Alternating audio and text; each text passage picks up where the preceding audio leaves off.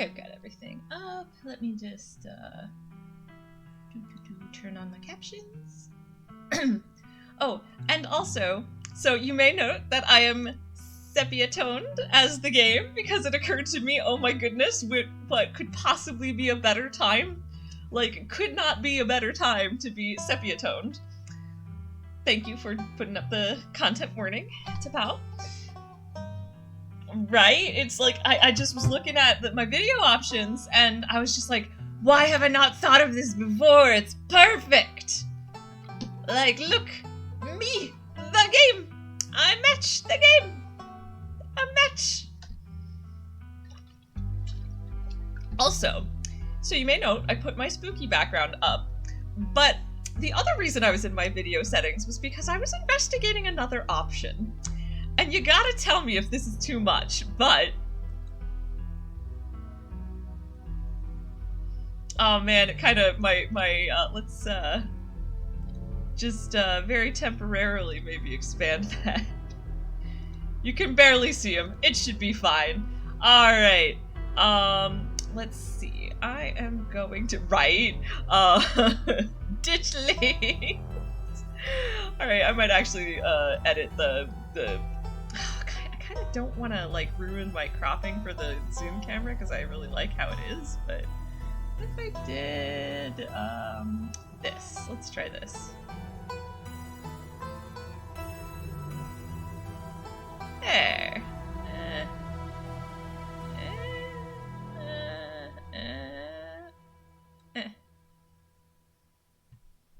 That's a little better, right?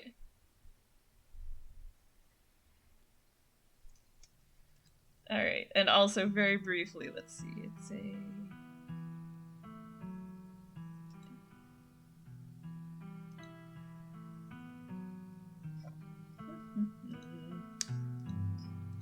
Where's my... Yeah, okay. Oh, hi, Six Card! Hi, thank you so much for the raid! Oh, we're gonna be playing a spooky, spooky game! You can already kind of tell by my virtual background here, and the fact that I am sepia-toned as the game. Oh, thank you so much for the raid! Oh man, this is probably gonna be a very different style of game, but I hope folks will consider sticking around. Now, one warning, it is a horror game, so oh, thank you so much. I really appreciate it. Yes, thank you to Pao. Thank you so much. That is our content warnings for this game. They won't necessarily all come up. We're just going to go through one chapter. So this is technically the second chapter, but I'm going to do a recap of the first chapter before I get started. You actually caught me right at the beginning of my stream, so great timing. Thank you for the follow, Sebdagod Gaming and Shiny Kitten. Thank you so much for the follows. So yeah, perfect timing for a raid, honestly. We're right at the beginning. We're going to recap Chapter 1. This is a really cool and really interesting graphic novel. Oh, thank you for the bits! I appreciate it! So yeah, and I hope that you will all enjoy. This is such a cool game, and I am really excited to get to share it with more people. Alright, I'm gonna turn my volume down a little bit. Feels a little loud. Okay. So, I believe if I go here and... Oh, whoops, that's the start. I meant to load, not start a new one. Alright. I have a whole bunch of saves, don't worry about it. I play this game a lot. So Pengu is my very official run, which I'll be doing, more of tomorrow, but this is my late night secondary, I guess, run, and I can't remember where I put the save slots for it. That's that one, that's that one. There it is. So, in this game, you get to choose from 7 different traits, and they can have a pretty huge impact on the story. And so for my main run, I decided I was gonna make a, so this is not that run, but for my other run, which I'll be doing tomorrow, I decided that my concept was himbo, but non-binary, so thembo. And I have powerful build and attractive as my skills. Alright, good night. Thank you so much for joining in the raid and for the bits. It was nice seeing folks. And good night to Shiny Kitten and anyone else who needs to go to bed. Totally understandable. Thanks for dropping in. Run. Thank you for the sound routine. I like my sound clips. So in my other run, I have my character is attractive and strong, so very thembo good qualities. For this run, we are mystical and can talk to animals, which is a fun combo. Bye. Thank you again for dropping in. Oh, this is very exciting. What good energy to start a stream off on. Oh, and by the way, the kind of creepy background to my camera here is actually a photo from the game. These creatures are little harbingers of doom. So, just to explain my very weird virtual background. Alright, so, this was my save for having finished Chapter 2, and we're gonna watch the recap of Episode 1, so anyone who is hanging out to watch the game can be caught up with the story. So, and I am, as I usually do for visual novels, I'm going to be reading everything out loud, so I will be drinking a lot of water.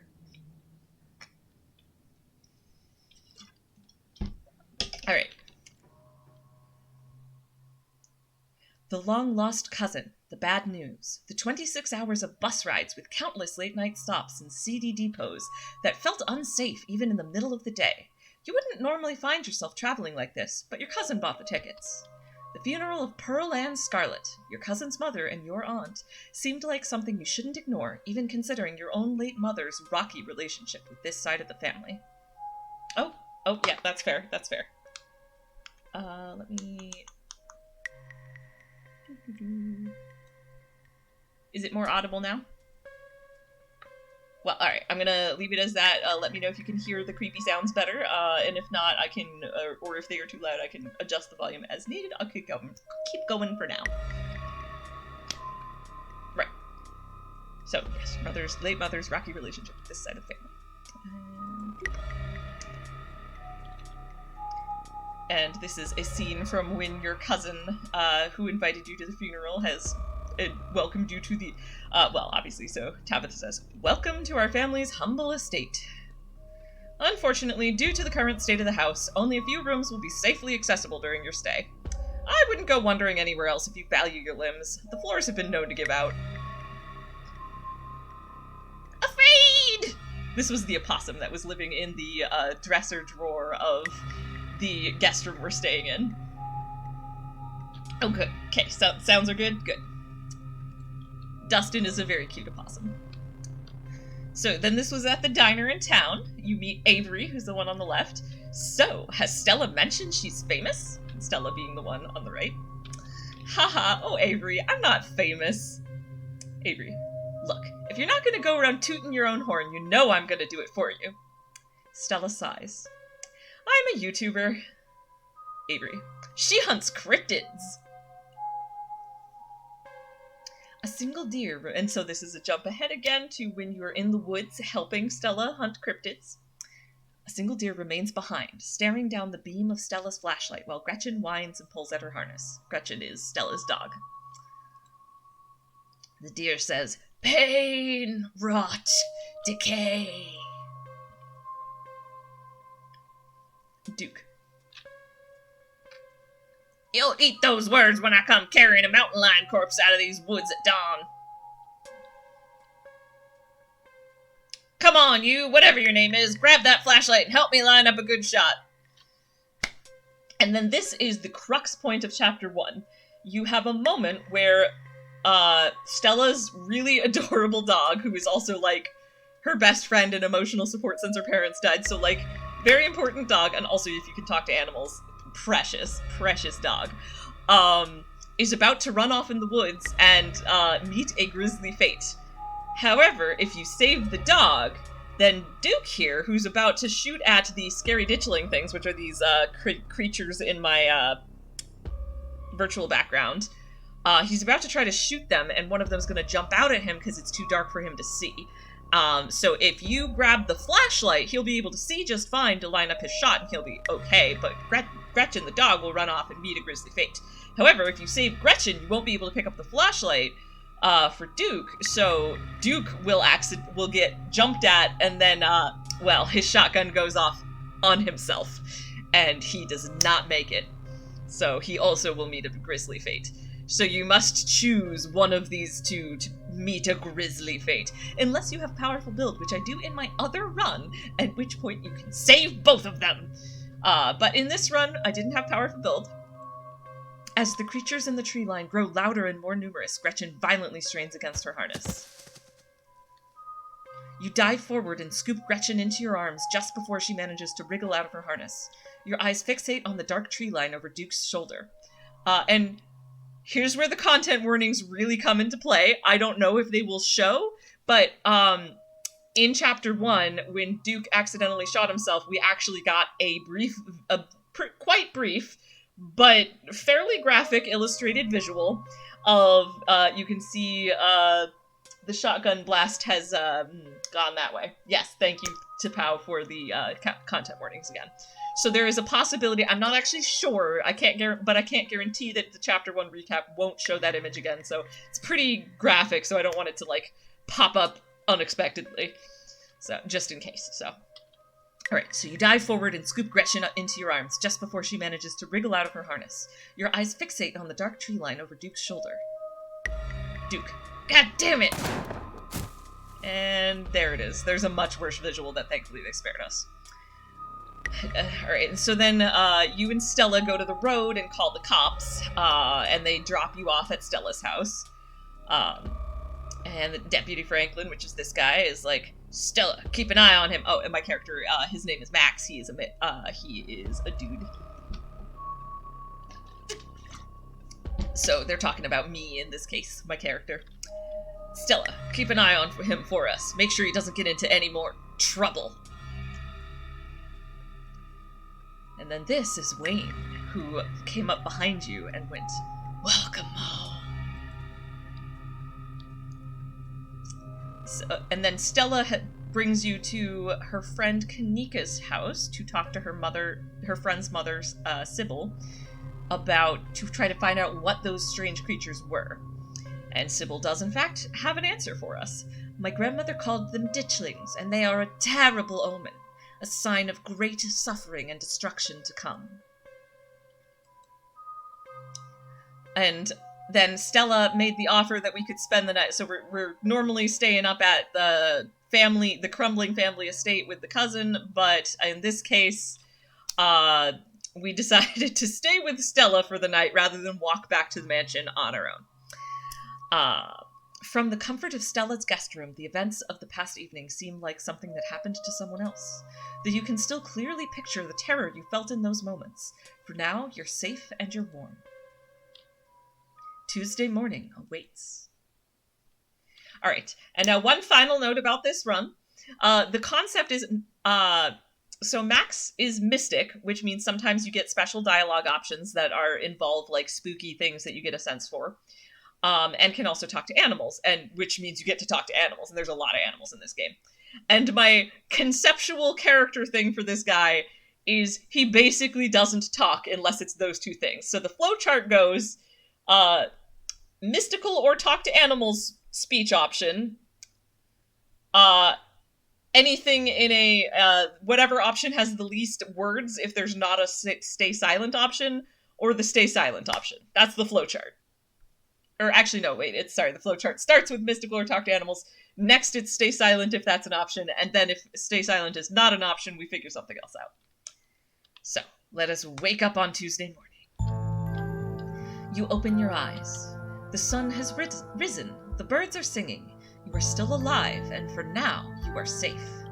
Your gaze wanders across the unfamiliar room to the window and the woods beyond, and you wonder if the monsters are lurking just beyond the trees, ready to pounce on you as soon as you leave the comfort of your new friend's family home. You can't help but remember Duke, slumped against a tree, pieces of him scattered across the clearing. A knock at the front door. Your morbid thoughts are interrupted by a distinctly unhappy voice filtering through the house and past the closed door of your bedroom. Tabitha, which is our cousin. Where the hell is Max? Stella. Oh, hey, Tabby. There's a fresh pot of coffee on the table if you want to come in. Tabitha. No, I'm just here to check on my cousin. Let's make this quick. I have a lot on my plate today. You're barely decent. It might be mildly scandalous if people saw you like this.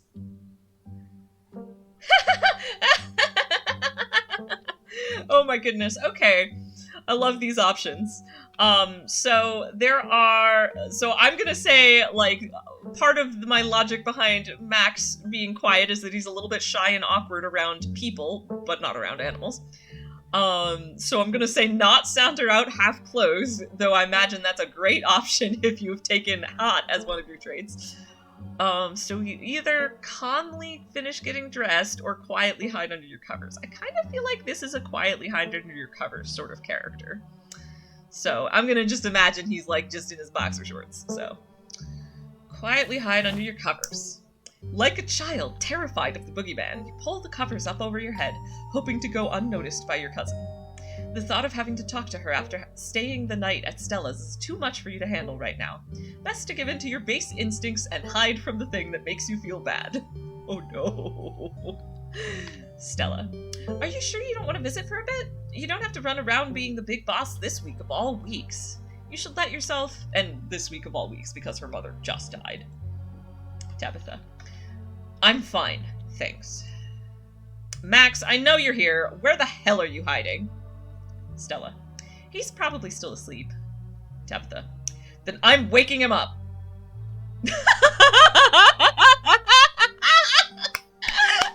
Keep hiding. You're doing great. Oh, that's beautiful. Oh, and both of these other options involve talking, so the flow chart saith we are keeping hiding. You stiffen and hold your breath as the doorknob turns. Oh, it's Gretchen! Oh, what a cute! Oh, that's such a cute. Okay, I'm taking a screenshot of that. Aw, I'm so glad we saved the pupper. The door swings open and an excited pug leaps onto the bed, knocking the covers off of you. Gretchen. The dog, because we can speak to animals, so Gretchen talks to us. And Gretchen sounds like a Southern belle, so I'm doing my best. So I do my best to do the accents of the animals, because there's also a cat that has a French accent. And so, you know, please be patient with me. I'm not amazing at accents, but I do my best. So, Gretchen says, I simply must say what a joy it is to see that you are finally up. I do hope you're well rested and that you don't mind our most unfortunate guest. Oh, precious. Oh. Tabitha, were you hiding under the covers? Oh, put some clothes on.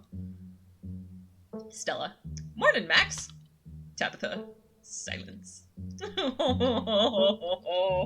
Oh, I'm just taking more screenshots. Tabitha, what exactly did the two of you get up to last night?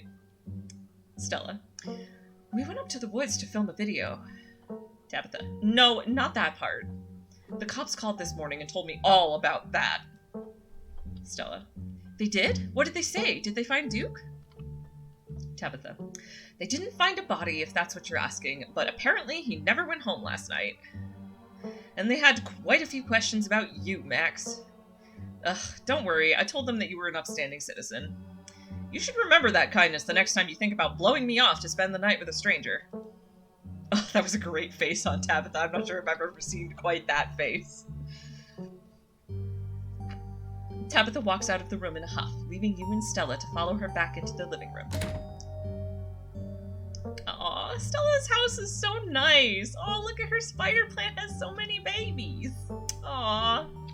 It's just a nice house. This is like the nicest home that we've seen yet in the game. This is my first time where I've done a run where we stayed at Stella's, because you can optionally go back to the family estate, and I've just done that in every other run. Stella. Look, I don't care what the cops think, Tabby. There's something horrible out in those woods, and I don't think anyone in this room wanted Max walking up that mountain alone last night. Tabitha. Stella, would you mind giving me a moment alone with my cousin? And while you're at it, please stop calling me Tabby. We're not in high school anymore. Stella. Yeah, alright. Gretchen. You're not gonna let her treat my dearest Stella like that, are you, Max? Oh. Okay, I'm gonna just quick save for my own. Don't mind my many other quick saves. No, I have too many quick saves. Let's just pick a random number. 20. 20 is gonna be where I do weird quick saves. Because I want to explore these other options. However, we have a flowchart for Max. Max stays quiet. Quietly let Stella leave. Tabitha. Thanks.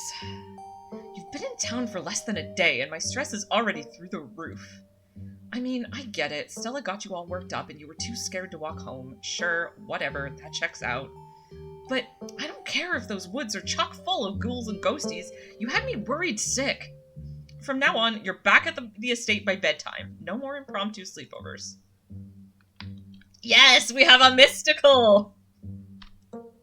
The threads of fate will take me where they take me. Tabitha. Ugh, just text me, okay? I've spent more time than I'd have liked coming down here, and I have an incredibly busy day ahead of me. I expect to see you back at the estate tonight. You hear Stella's voice call out from another room. Stella. Wait, Tabby, let me know if you're free sometime, okay?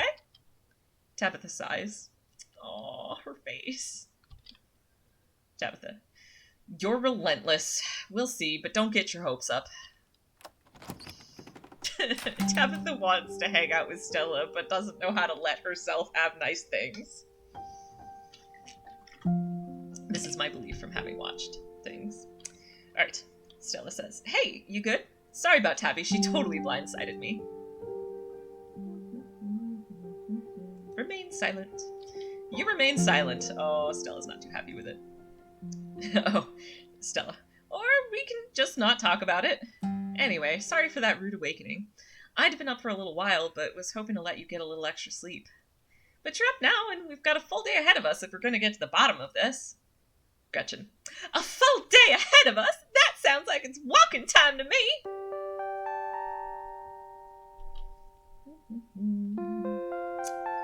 Well, there's all these wonderful options that on a different run we would probably go through and consider. However, this is not a different run. This is my concept run. I know, I'll stop saying it. I've said it before.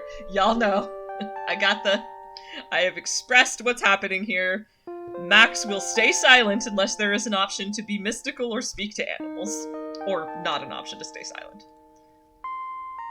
You quietly wait for Stella to share her plans for the day. Stella. First things first, I was planning on swinging by the library. Kanika's got a head start on us. It looks like she's already there. Oh, that reminds me. Let me set up a group chat. What's your number? You and Stella exchange numbers. A text message from Stella to you and Kanika. It reads, Group chat.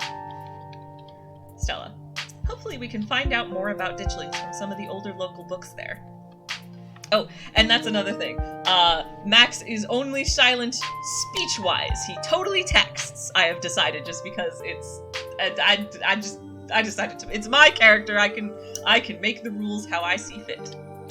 So, he will actually respond to text messages. Right. I've also got a couple of threads cooking on my cryptid forums, but who knows if that'll pan out. Anyway, daylight's burning, so let's roll out as soon as you're finished getting dressed. Get dressed and head into town. The walk to town was short. Stella's house is barely a stone's throw from what remains of Scarlet Hollow's once bustling main street. You shudder as you stare down the thoroughfare, both from the chill in the morning air and the all-too-present memories of everything you witnessed last night. Stella. You see that building labeled Town Hall? That's actually the library. Well, it's also the town hall, but that's just a small upstairs office nowadays. I guess this town's not what it used to be. That, and our mayor's really into going on walks. I think there's actually going to be a meet and greet later this week. Could be just the pick-me-up we need, what with everything that's been going on. Gretchen. Stella may be fond of him, but I certainly didn't vote for that beast. Yep, there is indeed a talk to animals option. Top of our flowchart. Gretchen doesn't seem to care for him. Stella. Alright, I know you've joked about it a couple times now. I know you've joked about it a couple of times, but now I'm actually starting to believe you can understand her. Gretchen absolutely can't stand Mayor Jimmy. Avery. Oh, hey! Morning, Stella. And same to you, Max. Sybil. Speak of the devil. We were just talking about you. Avery. Coming from Stella's, huh? Did y'all have a slumber party? Stella. Sorry y'all, but I'm actually in a bit of a rush this morning. I really can't stop to chat. It'll take me a bit to set up, so if you want to catch up with folks or grab something at the diner, you can meet me at the library when you're done.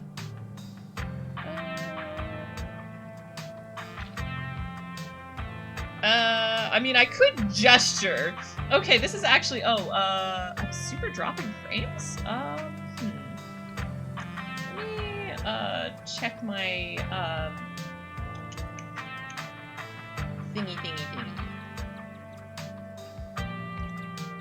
thingy.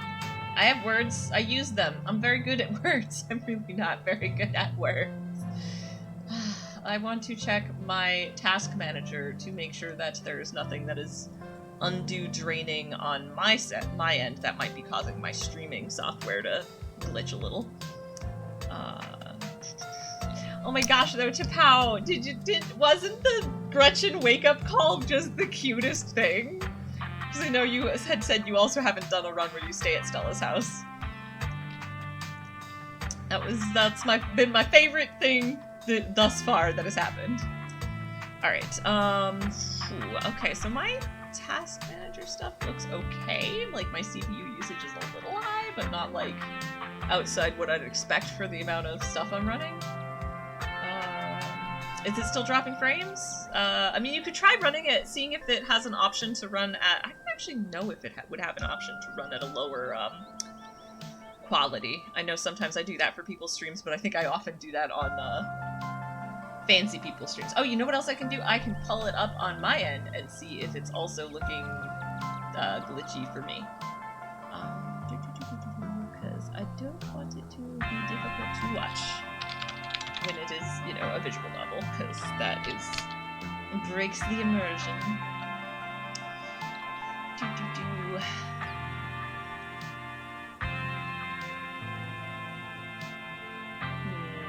Oh yeah, that doesn't look great. Outside what I'd expect for the amount of stuff I'm running. No, mute type.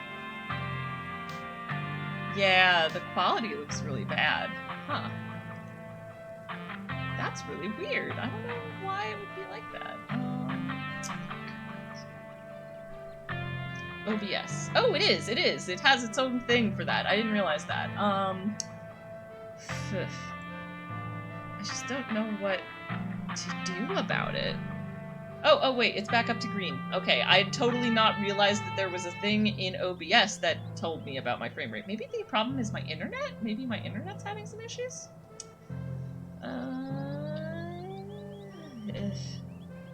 Yeah, I really don't. Okay, it's back to green for me now, so hopefully that'll clear up. Yeah, it keeps flashing into yellow, but it's not flashing into red anymore, so hopefully it's a bit better. I'll try to keep an eye on that, but let me know if it goes really glitchy again. Like, I'm not sure how much I can do from my end, but I can at least, you know, try to poke at some things, and I can at least close a couple extra windows. I often leave a lot of browser windows up. Oops, nope, don't do that. Save.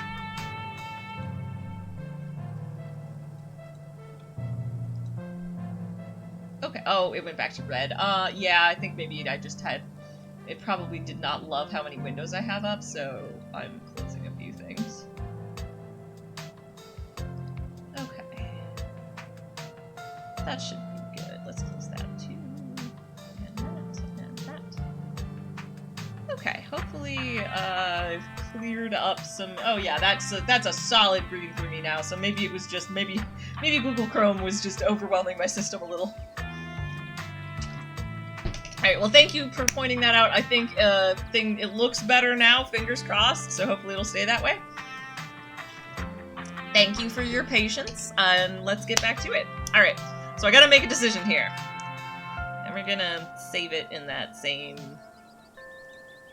area because I want to like check out these options too. But so there is gesture that you'll catch up with Avery and Sybil, which is not a speaky option, or silently follow Stella. I kind of want to see if I can gesture without saying anything and then just be quiet while they talk. I kind of like that idea because it kind of works with my mental image of the character, where it's not that he doesn't want to connect with people, he just doesn't like verbalizing. So let's try that. Oh, fair. I mean, I don't know if I would get anything. Well, we can check. You gesture toward. Yes, in fact, I did get to do this entirely silently. Thank you, game. You gesture towards Avery and Sybil and give Stella a thumbs up. Stella, cool. See you soon. I really appreciate that the game lets me be sociable but without talking. Like, thank you, game. That's like a thing, and it's not a thing that you get to do in visual novels. Avery. Whoa, she always has time to chat. Is she feeling okay? Sybil. Oh, Stella and Max just got up to a bit of trouble last night, that's all. Avery. You can't just drop something like that and leave me hanging. What happened, Max? You say nothing, either unsure or unwilling to indulge Avery's curiosity. Sorry, friend. Avery. That bad, huh? I'll tell you what, I'm on break for the next half hour. Why don't you swing by the diner if you want to decompress? Winnie can fix you some of Sybil's new blend. Maybe it'll calm you down a bit. Sybil. I think you'll like today's mix. It's chaga and lemon balm. Should help ease your stress and tension.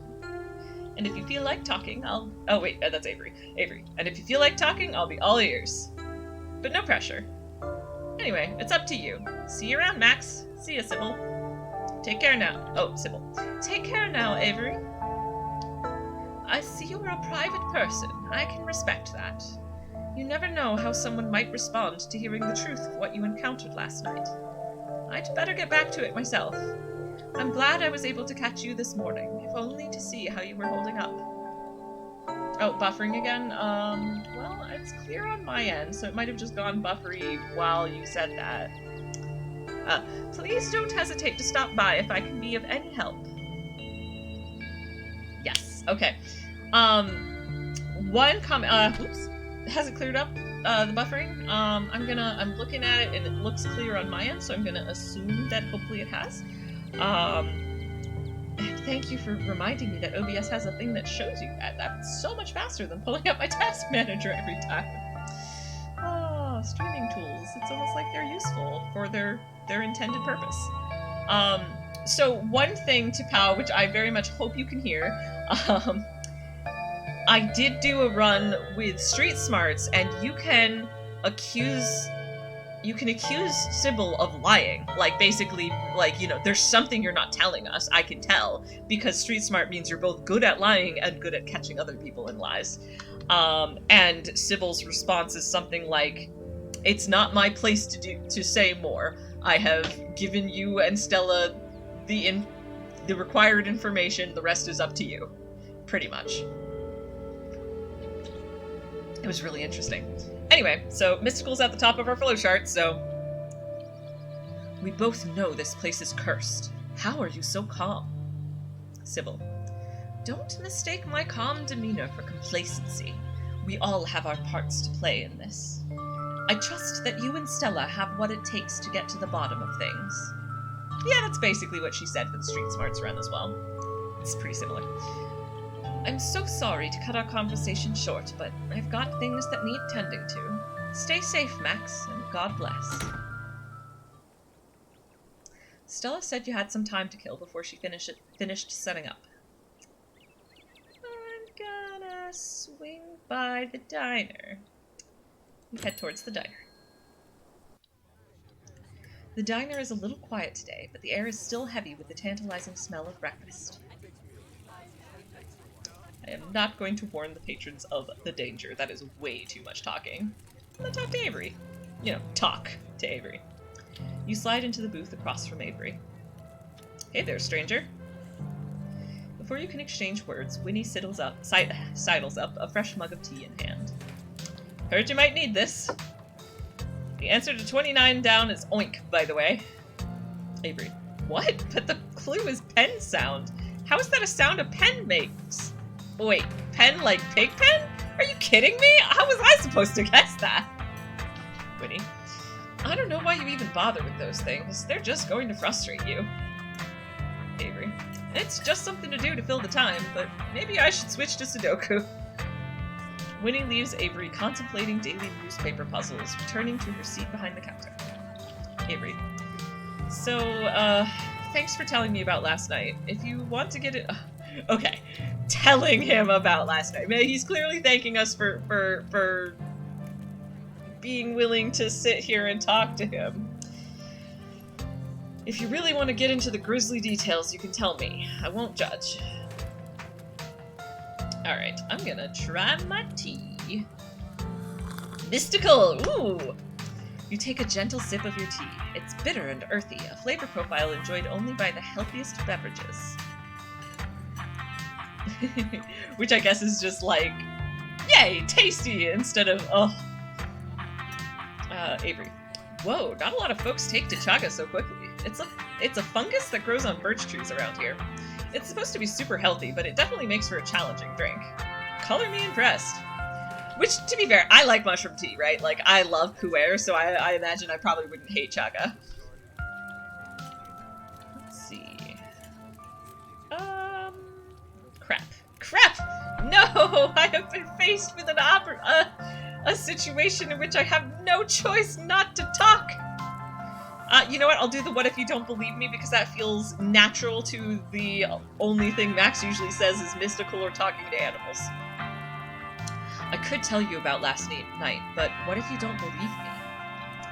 Avery. I'm not here to judge. I'm here to listen.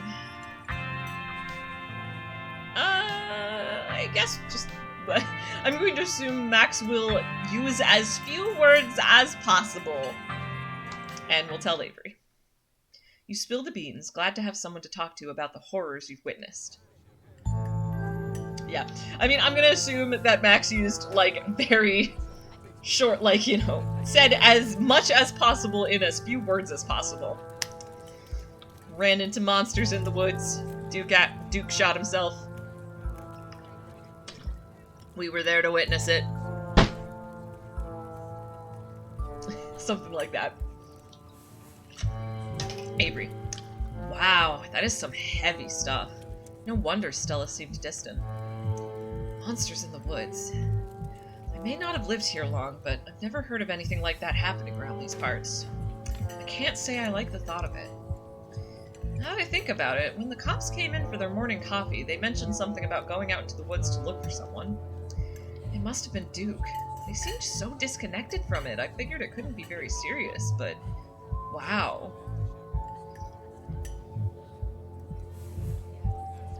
You remain silent. Avery. I'm not gonna lie, the worst I've seen them have to deal with are property disputes. I'd be surprised if the cops here actually knew what to do in a real emergency. Oh, there's a mystical option. I almost missed it underneath the explorers. Alright. Whatever is coming for this place, I can feel it converging on me. I'll get to the bottom of things, I promise. Avery. Jeez, that's rough. Good luck, Max. Aw, man, looks like my shift is starting. I hope you're doing a bit better. Maybe the chaga's had a chance to start working its magic. I'm gonna keep my ears open for you. The diner's where everyone comes to gossip, so I hear a lot about what goes on around here. I'll let you know if anyone mentions those monsters or anything else strange or unusual. Avery slips out of the booth, giving a friendly half-wave before disappearing into the back. You leave the diner, ready to continue your day. Let's swing by the general store.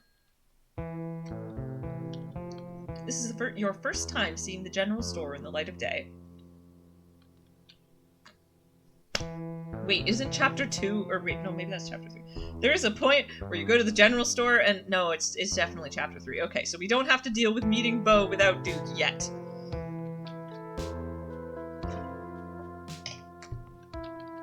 A young man sits at the table by the register, too preoccupied with his phone to care that you stepped in.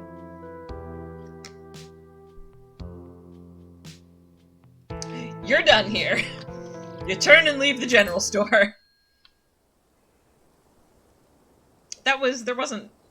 Those were just all talkie options, right? I didn't, like, miss something. I'm just gonna double check. Explore, explore, explore, explore, and then, yep, you're done here. Head to the library. You enter the former town hall. What once must have been a stately foyer has since been converted into rows of shelves. Meeting rooms and offices long ago gave way to assorted reference collections and reading areas. Stella. Oh hey, you made it! I like shot Stella and pointed all the books before hitting. Nah. He'll just walk over. You head over to Stella and Kanika's table and settle in. Stella. Glad you found the place. Lol, it was going to be so hard. Oh, look how happy Gretchen looks! Oh, Gretchen's just such a cute puppy. You can get the stealing achievo here? Oh, yeah. Nah, I'll get it on another run, no worries. Max would have to talk to do that. I mean, I don't know if one of the options was just take stuff, but I think you have to... Anyway, Kanika. Hey, Max, you look tired. Gretchen. You can't just tell someone that they look tired. Like, I'll sleep when I'm dead. Oh, I like... Kanika, you can't just tell someone they look tired. Okay, that's really tempting, because Gretchen just said it. Oh, I hate making decisions sometimes. No, I mean... Yeah, you gotta talk to get the thing, so I'm not doing it. Alright. Yeah, we're gonna stay quiet. Gretchen already said it for me. Kanika. Anyway, I guess we should get started. Oh yeah, I keep calling... Right, I meant to say, I keep calling Gretchen a puppy. Gretchen is not a puppy. Gretchen is a 17-year-old pug. Gretchen is just very cute. Kanika. Anyway, I guess we should get started. Hey there, strangers. And literal stranger. Remain silent. Stella. Hey, Oscar, this is Max. You know, Tabby's cousin. Oh, I should have known you were a Scarlet. You look so much like Vivian. Not that I knew her very well. I was still a little kid when she left. But that Scarlet resemblance, it's, strong. I'm Oscar Gutierrez, Chief Librarian. And only librarian. Yeah, Gretchen is ancient. She's a little old lady. Stella. Oscar's amazing. He practically built this library from scratch. Kanika. Yeah, I'm a little jealous of what the kids around here get to grow up with. They don't know how good they have it. Back when I was in elementary school, all the library had was a couple of shelves of boring books donated by old people. Oscar. Y'all are too kind. But speaking of kids, have either of you seen Rosalina around town? I don't want to be a helicopter dad, but she hasn't been answering my texts, and I wanted to make sure she isn't getting into trouble out there. You know the crowd she hangs around with. Stella. They're good kids at heart. I'm sure they're just up at the old Maxwell place doing teen stuff. I went up there plenty of times in my day, but I'll be sure to keep my eyes peeled. I just Gretchen's little face. Oh. I'll get... Okay. Yeah, I mean, I don't like the thought of teens getting up to mischief with all those ditchlings in the woods, but Max is just gonna think that. You say nothing and let the others talk. Kanika.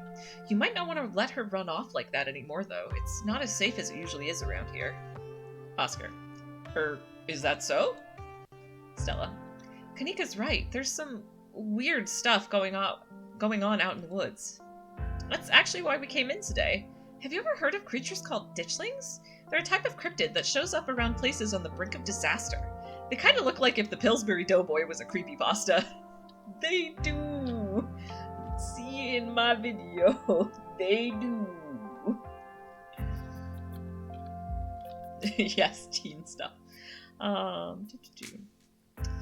Kanika's mom told us about them last night after seeing some footage we got in the woods. Oscar. Ditchlings? Doesn't ring a bell. Stella. Dang, worth a shot. Okay, if you were, say, trying to predict a horrible disaster that might befall our town, where would you start looking? Oscar. Well, they say history repeats itself, so I'd probably try and figure out what sort of disasters this region typically falls prey to. Should I be worried about something? Stella. I don't know yet. I'll be right back. I'm gonna go nab some more books. Stella.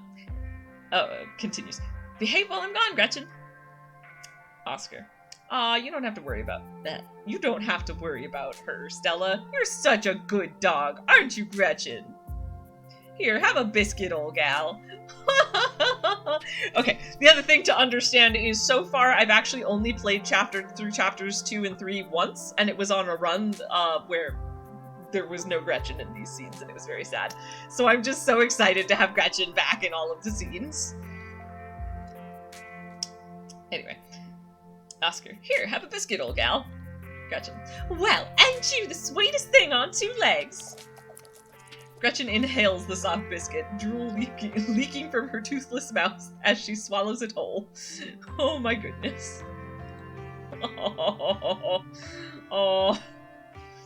Kanika, I'm pretty sure Stella's barking up the wrong tree, Oscar. I don't think you have to worry about any horrible calamity befalling the town. But she's right about the weird stuff. There's definitely something unusual going on out in those woods. Oh my goodness. Okay, mystical. If I were you, I would keep my loved ones close in the coming days. Oscar. I'm gonna try calling Rosalina again. Kanika. I'm sure she's fine, really. Don't mind Max, he's been hanging out with Stella too much. Bold of you to assume Max isn't always like this. Kanika continues. Rosalina's a smart kid. She knows better than to go around getting into trouble, and we'll make sure to keep our eyes peeled. Oscar. Thanks, Kanika. And Max, if you see a 13-year-old girl with a black braid and glasses, would you let her know that her dad is worried about her? Oscar anxiously wanders off, phone in hand. Stella. Got him! Just grabbed a whole mess of local history books. Stella sets a massive pile of books on the table and pulls up a chair. All right. Got our snacks, got our source documents. Let's get this research party started. This is going to be so much faster with the two of you here to help out. I just want a little photo. Group photo. Also, I love Kanika's, that Kanika has a Cube sticker. So good. I'll be doing most of my research online. You never know what kind of weird biases the folks writing these books might have. Stella. Whatever you find online might be biased too, you know. Kanika. Which is why we cross-reference things. Stella. Yeah, you're right. It's good to cast a wide net. Guess the books are up to me and Max. Reading awaits. Yeah, let's flip through all of them so folks can see them. Alright. Flip through Veins of Scarlet, a history of the Scarlet Hollow coal mines. So, flip through means we only get bits and pieces, but if you have book smart, as a trait in this, you get to read the entirety of the books pretty much, or like you get the full details of everything, because you have the patience to read through very dry texts. That is, we know this from Tapau's run, actually. Alright, so, snippet.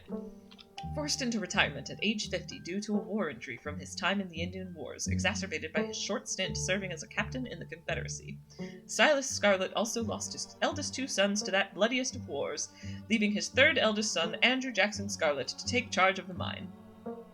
Under his leadership, the mine prospered, undoubtedly in part due to the growth of the railroad industry. ... Managed to evade the coal union for decades, making them one of the most profitable mines in the country. Andrew Scarlet built the surrounding town into what it is today, with expensive stone buildings, a bustling main street, and overseeing it all, the elegant Scarlet estate that was, until 1889, the largest and finest feat of architecture in the region. Culminating in... Another skip. Culminating in the tragic collapse of 1918. It was found that Charles Shaw, the co-manager of the mine, had loosened security measures to increase production during World War I, resulting in a fatal collapse and the deaths of over 160 men and boys, some as young as 10. The Casualties included Andrew Jackson Scarlet's eldest son Theodore, who had taken over for his aging father during the bustle of the war. His brother, Enoch V. Scarlet, managed to pull the mine from the brink of ruin, thereby saving the town. So this is how your family made its fortune. Alright, flip through Silas Scarlet, soldier, woodsman, leader. Silas Everett Scarlet was born to Colonel Everett J. Scarlet in 1818, one of 12 siblings. He grew up in eastern North Carolina during a tumultuous time in the state's history, and not much is known about his life before he joined the army in 1836. He quickly rose through the ranks, in part due to his father's connections, but also due to a particular ruthlessness for which he received the name Bloody Silas Scarlet. ...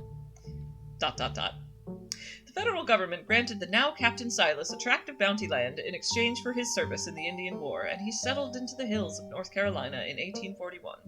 That land would become Scarlet Hollow. But it started as a simple log cabin, built by Silas's own 2 hands, occupied by his family of 10.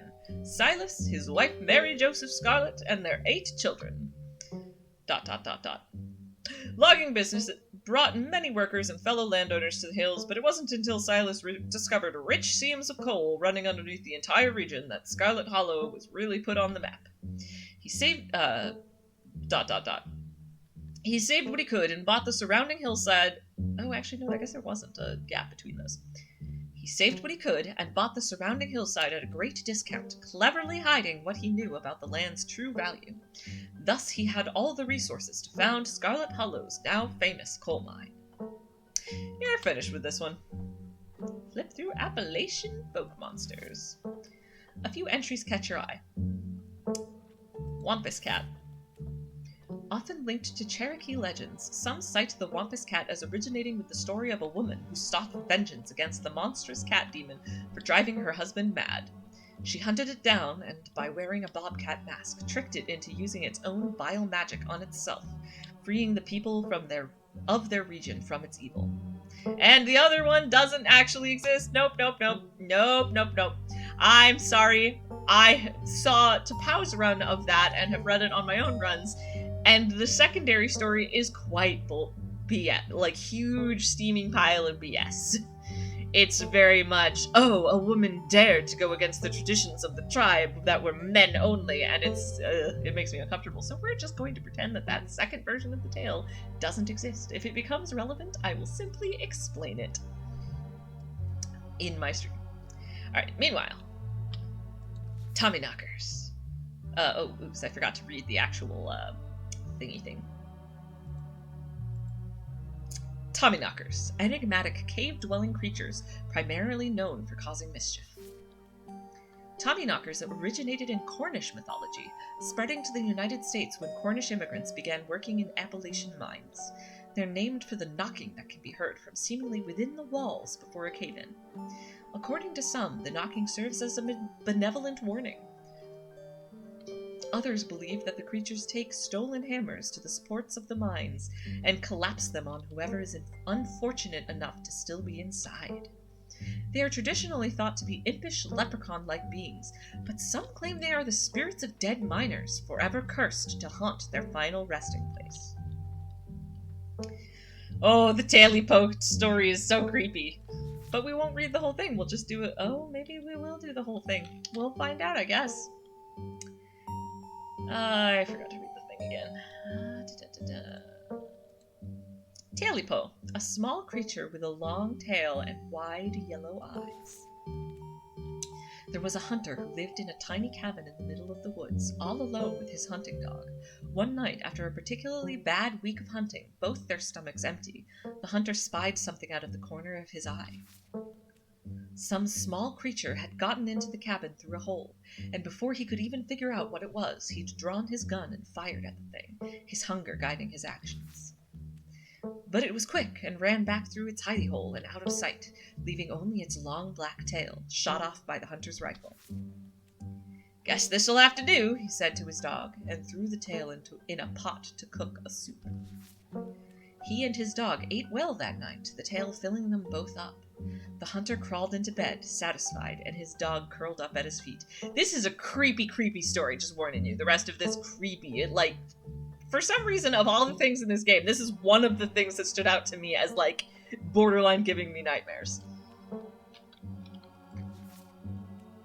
He woke up to the sound of long nails scrabbling across wood. His dog was nowhere in sight, only a rumpled spot on the covers where he'd been, and in the gloom he saw two big yellow eyes staring right at him. "I want my Tailipo," a high, hoarse voice croaked from the darkness. "Go away!" he screamed at the thing. But it stepped closer to him, still shrouded in darkness, the sound of long claws dragging across hardwood accompanying its movements. "I want my Tailipo!" the creature growled again. "I'll get my dog after you!" the hunter squeaked, his voice catching in his throat with fear. But there was no dog to be seen. "I want my Tailipo!" Before the hunter could so much as scream, the creature leapt from the darkness, long claws stretched out towards the hunter. No one is sure what the creature did to him that night, but the next morning all that remained of the hunter, his dog, and his cabin was a chimney, standing alone in the woods. You're done here! Alright, you're welcome. Hope you all enjoyed my dramatic reading of that incredibly creepy, genuine, actual, real folktale. Okay, it's not a true story. It's just an actual folktale. I looked it up, and it's a pretty common Appalachian folktale. These are all real folktales. Love how everything else was snippets and scraps, but the folklore one is interesting enough for anyone to read, not just the book smart ones.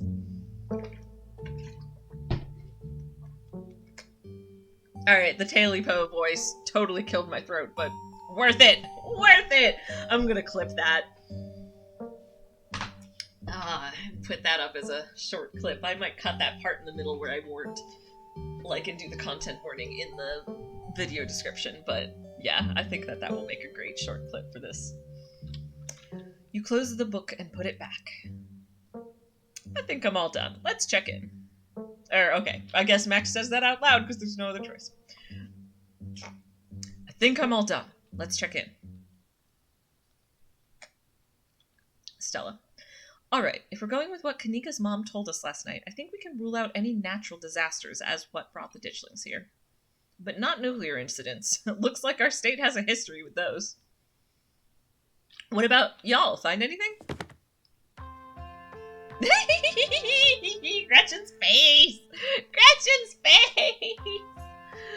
Oh.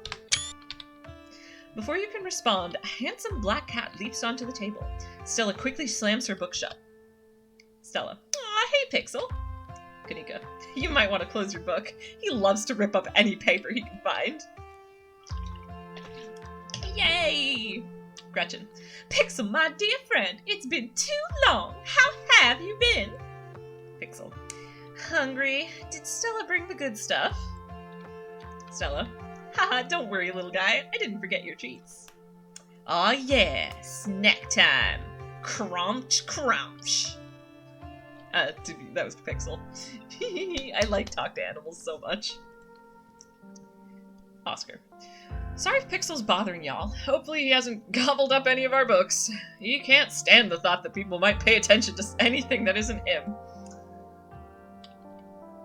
Yeah.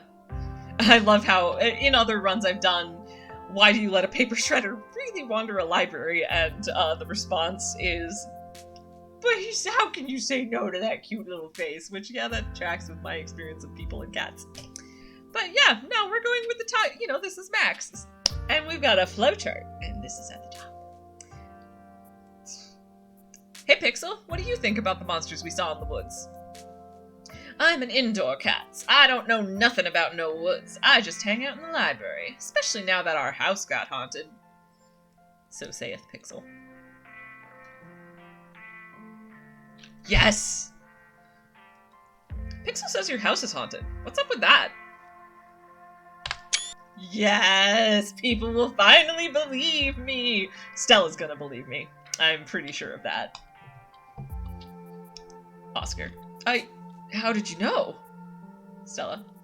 Max is either psychic or he can talk to animals. It's a long story. How about both? Both! Kanika. No comment. Oscar. We've been living in the library for a little bit. Pixel. It's been great. Way more snacks. Way more scritches. Except sometimes there's too much scritches. Hiss. I like Pixel. Way more snacks, way more scritches. But sometimes there's too many scritches. And that's why I'm not a cat. Anyway, I like scritch. I try to get my husband to scratch my head a lot because it's nice. And I am not a cat. I swear. Or rather, like, there are definitely times where I have some house pet-like tendencies, shall we say, in good way. Well, I think in good ways, like inconveniently, like climbing, sitting on the couch in weird ways, inconveniently climbing, like, not just cuddling, but inconveniently draping on people and like making weird meowing sounds when I want attention, etc. so forth. Totally not actually secretly a house pet. Don't know what you're talking about. Anyway, if I was a house pet, if I was a pet, if I were a small creature, I would clearly be a penguin. Somehow a domesticated penguin that can be kept as a house pet. Those don't actually exist. Penguins should not be kept as house pets. It makes me very sad, but it's understandable. Alright. Stella. Hold up! What kind of haunting are we talking about here? Unexplained noises? Objects appearing in strange and unfamiliar places? Kanika. Oscar, don't get her hopes up like that. Oscar. Nothing like that, sorry. The floor in my bedroom just keeps seeping blood, and I've seen a strange figure in the hallway a couple of times. Stella. Wait, you've seen a full-body apparition? Can I see it? Kanika. Stella, it's probably just a dirty pipe or something. Stella. But what if it's a ghost?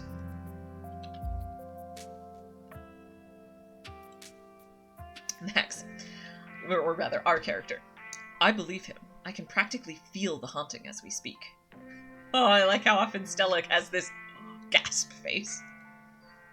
Oscar. Well, we do live in the annex behind the building. Y'all are more than welcome to check it out. Maybe tomorrow night? Stella. Yes, we'll be there. Kanika. Yeah, that sounds like a fun way to spend an evening. Can't wait to get spooked by some creaky pipes. The Pixel B. The cat curls up on the table, fast asleep. Oscar. Alright, I'd better get back to shelving. Let me know if y'all need anything.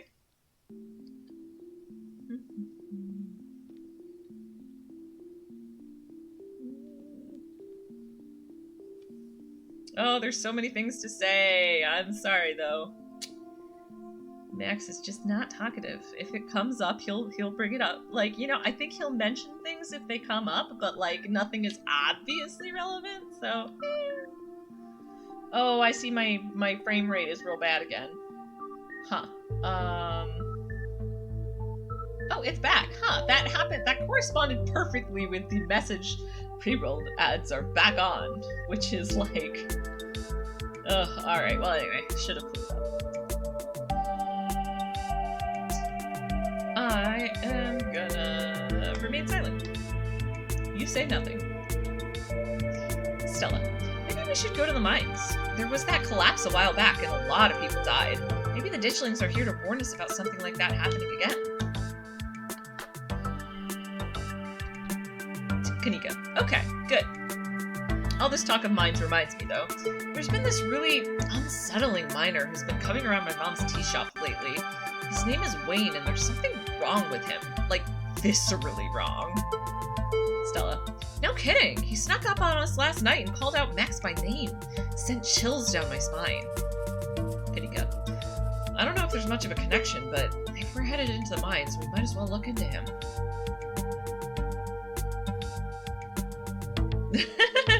Oh, I love how it's like, I'm sure Tabitha's gonna love that we're sneaking around versus finally the opportunity I've been looking for to get to know Tabitha. Aw.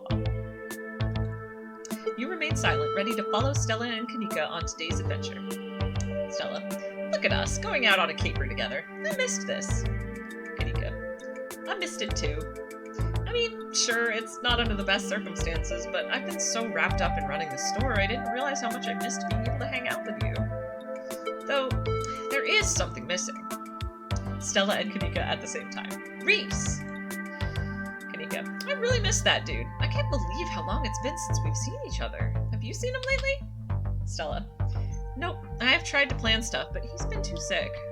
Kanika. I didn't realize it was getting so bad. That poor guy. Stella. You know, we could just pop over and surprise him. He seemed excited to meet Max. Maybe we'll finally get him to leave his little cave. Kanika. Hell yeah, let's do it! Stella. Alright, let's roll out. See ya, Oscar. We'll let you know if we run into Rosalina. Oscar. Thanks, guys. I'll keep you all posted. Reese's home stands at the edge of the forest wall, an isolated buffer cushioning the rest of the town from an unending wilderness. Reese, it's Stella. I brought some buddies to... Mysterious new person. Shh, not so loud. He's still sleeping. Can I help you with something? The woman in the doorway stares directly into your eyes. You can practically feel her simmering irritation washing over you. Kanika. Hi, Dr. Kelly. We were wondering if it would be okay if Reese could come hang out? Stella. Nothing strenuous, we promise. Dr. Kelly. I'm not going to wake him up. If he's sleeping, he probably needs it. Whatever you two have planned is probably beyond what he can manage right now, anyway. Kanika. Oh no, poor Reese. Stella. It's just been so long since either of us have gotten a chance to hang out with him. I'm sure he and Max would get along with super well, too. Aw, she's puppy dog eyes and you can... Yes, the mines with Silent Max. Oh man, well, it'll be an adventure. None of these things. We not talking anything. Dr. Kelly looks you up and down. You don't think you've done anything wrong, but she's certainly making you feel like you have. Reese's mom turns back to the house, sighing. Sorry, I know that was a little rude. You just want to hang out with Reese, and he misses both of you too. She sighs again, as if deciding whether to finish her thought. He's usually feeling his best around mid-afternoon. Why don't you come over tomorrow? We can have some supper, and y'all can hang out for a bit. I don't promise that he'll be perky, but I'm sure it'll brighten his spirits to see you two again. And I suppose you can come too, Max. Stella. That'd be great. I could bring a side dish. Maybe deviled eggs? Does he still eat those? Dr. Kelly.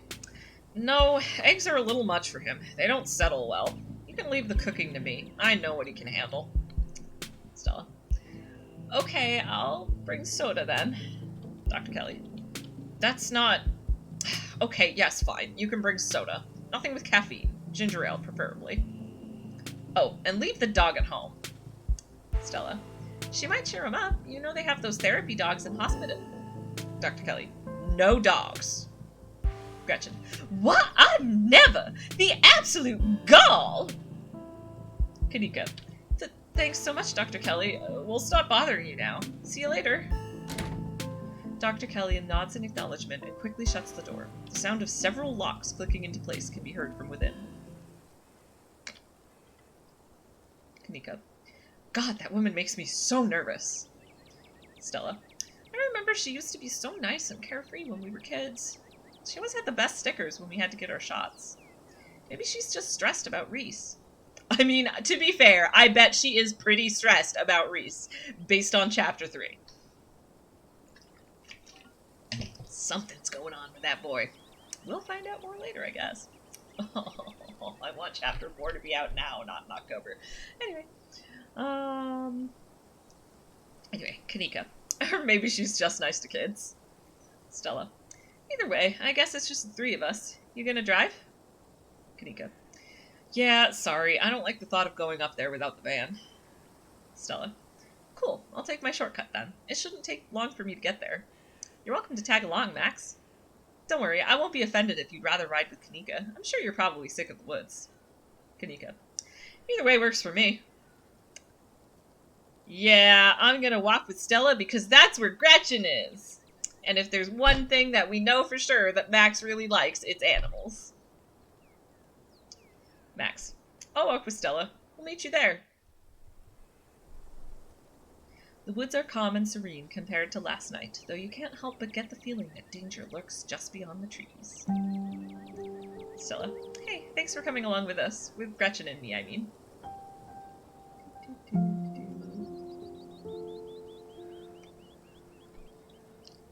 Alright, let's move on. Maybe we can beat Kanika to the mines.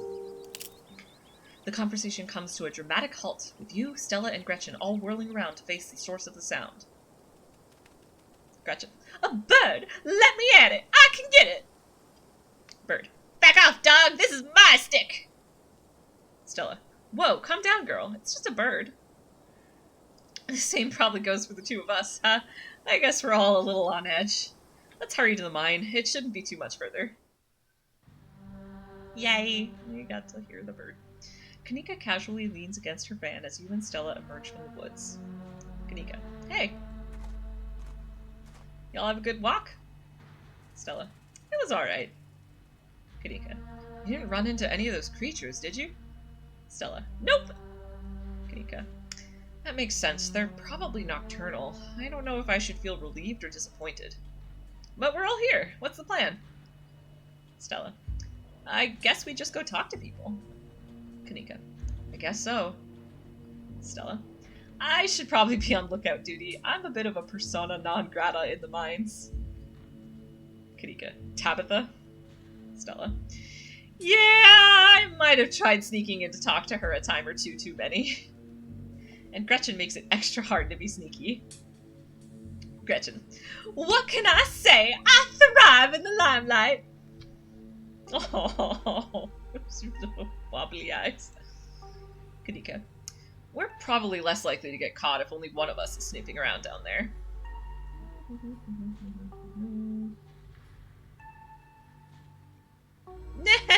Oh no. Okay. Okay, so here's an interesting difficulty, right? Because normally it would just be no question, it would be remain silent. But the whole point of the concept run is that we're trying to play a character personality as well.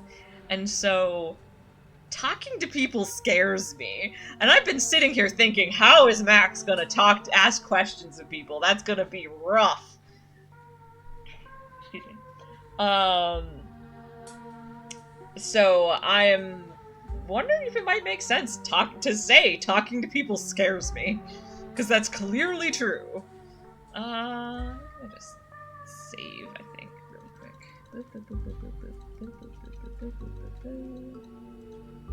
Here. Yep. Talking to people scares me. You should do it, Kanika. Kanika.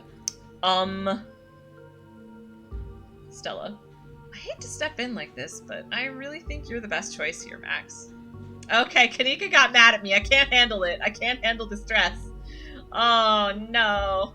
I can't handle the stress. I'm going to say, that was Max imagining himself saying, I can't talk to people. Or like, I hate talking to people. Kanika should do it. And imagining Kanika just getting that look of ugh, are you fucking serious? On her face. And oh, nope. That's clearly only happened in Max's imagination, and it is why he has decided, nope! No words, not saying anything, just gonna do whatever. You say nothing. Kanika. So, the plan. You know those cheesy old rom-coms where somebody wears an earpiece on their first date? Stella. Whoa, do you have some kind of surveillance setup in the back of your van that I didn't know about? Kanika. What? No. I have a pair of earbuds with a really good mic. We could just do a group call. Kanika hands you a pair of earbuds.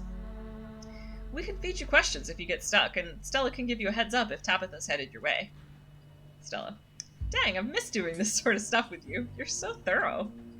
Kanika. Aw, thanks. I do my best. Stella. I guess we should part ways and start the call, yeah? Should have known that I couldn't actually get out of talking to people.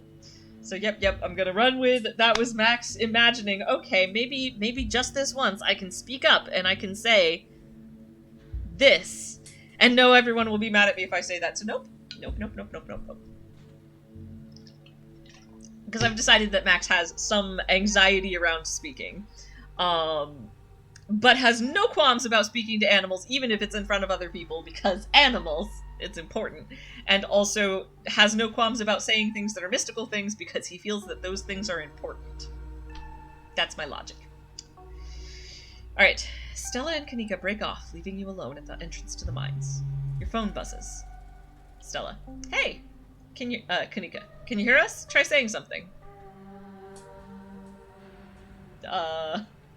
Yeah, poor Max, indeed. He is gonna miss so much info. He's gonna just stand there and be like, Maybe, I'm thinking if they feed him a question, he'll ask that exact question in those exact words that they fed him. Alright, so he's gonna say something. Stella and Kanika chuckle on the other end of the line. Stella. Alright, cool. Nothing to do now but enter the worksite. You pass through the unlocked fence and enter the property of the Scarlet Hollow Mine.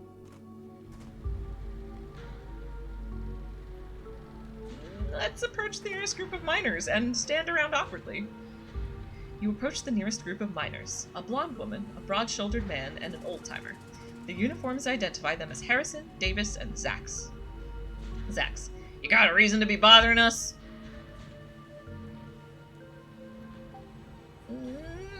Never mind, bye. Zax. Bye. Zax mutters under his breath. Weirdo. You walk away from the miners. Stella. Don't worry too much about the folks who work here, Max. They won't bite. Yeah, okay, we'll try one more time. Approach another group of miners. You head over to the next group of miners. Yep, exactly. Max walked up, went, nope, bye! Mystical. Before you can reach the miners, you're struck by an intense feeling. You recognize the hollow terror as the same thing you felt last night when you set eyes on that awful man in the miner's jacket. Wayne. You shouldn't be up here. It's dangerous. What are you? Flesh and blood, much like yourself. You don't have to be afraid of me.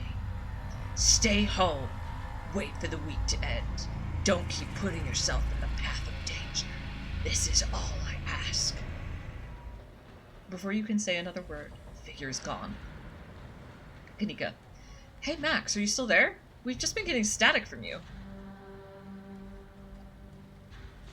Oh no, Max is not going to lie. All of these things sound way too smooth for something he'd actually say, but we'll go with Wayne got the jump on me because it has the fewest words.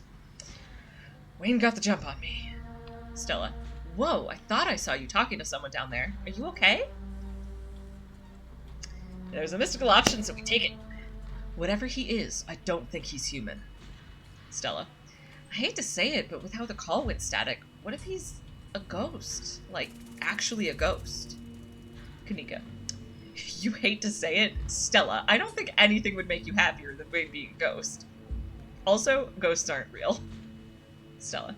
Hey now, just because I want ghosts to be real doesn't mean I want this ghost harassing Max.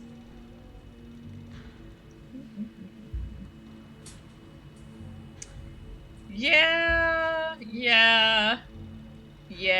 I think the most sensible I don't want to talk to people option here is I'm getting out of here. Stella. Are you sure? Talking to folks here is probably still the best plan we've got. Especially now that Wayne's shown up. Kanika. Stella, if he's scared, he's scared. I'm not about to force him to do something he doesn't want to do. There you go. Stella. Yeah, you're right. Sorry to get a little overeager, Max. We can regroup outside. Regroup with Stella and Kanika. Yup, Max was just like, you sent the wrong guy. I don't know what you thought I was gonna manage here, but nope. Nope. My stream ended and restarted? Oh no. Am I back? Where did it stop? That indicates to me that the problem is definitely my internet, so I'm not quite sure what to do about that. There's just not much I can do. I mean, I'll check if I have any drivers that need updating, but I can't really do that in the middle of the stream. I'd really like to get through chapter 2, so. The entire talking to mine. Oh no, that was so good too. Okay. Let's see if the autosave goes back far enough. If not, I'll just pull it up. Okay. We will go to... I'll skip ahead. I'll go back to my save. Yeah, I'll go back to this save because I saved here, so it's pretty close, and we'll start from there. Man, that's such a bummer. I'm so sorry that that happened. It's funny because OBS still doesn't think that I lost the stream at all. It's like, oh, yep, you've been streaming for a good hour and a half. Lies. Alright, Okay. Nope, that's fine. Streamlabs does that too. Fair enough. Alright, so, thankfully, I actually did save right before I went to talk to the miners. So actually, we can redo that part. And I will just remember to... I will have to upload the OBS video instead of the Twitch video, so it can be one video on my VOD channel, and I will cut part of it out so that it's not the same thing duplicated. But since nobody actually saw that bit, I will start back from here.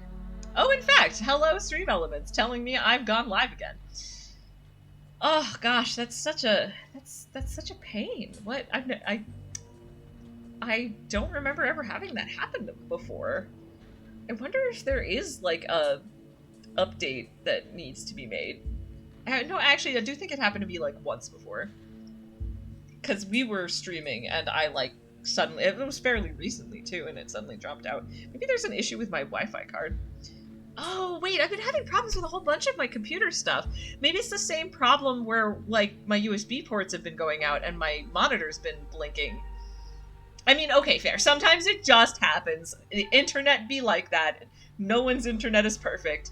However, it does have me thinking I should move up my plans to get a new power supply, because I think there's enough things on my computer that will just turn off and back on that I think I have concerns about the power supply that exists. At best, it just doesn't supply enough power to run my machine. At worst, it might have problems, and that's not something I want to leave unchecked. Anyway, well, it's okay. I lost some viewers, but I'm not doing this I'm doing this for the fun, and I'll be honest, like, to how this particular stream, the Silent Max run, like, the only viewer I am, like, I consider vital to this stream is you, so that you can watch it.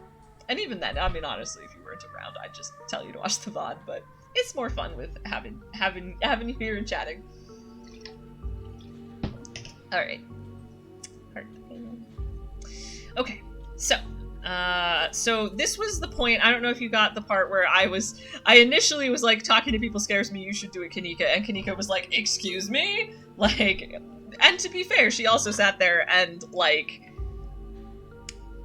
and in fact, the fact that you have an option that says, talking to people scares me too, implies that you should be able to imply, like, you should be able to read the room that, well, anyway. You had walked up to the miners. Cool, great. So we have the headcanon of imagined saying things to people, and we're like, nope, saying things is always bad. You say nothing. Right, so I'll skip past here a little bit. Nope. Oh, oops, I don't actually want to say that. I want to say something, because that is the fewest words by far. I will not see. Okay, can you hear us? Try saying something. Something.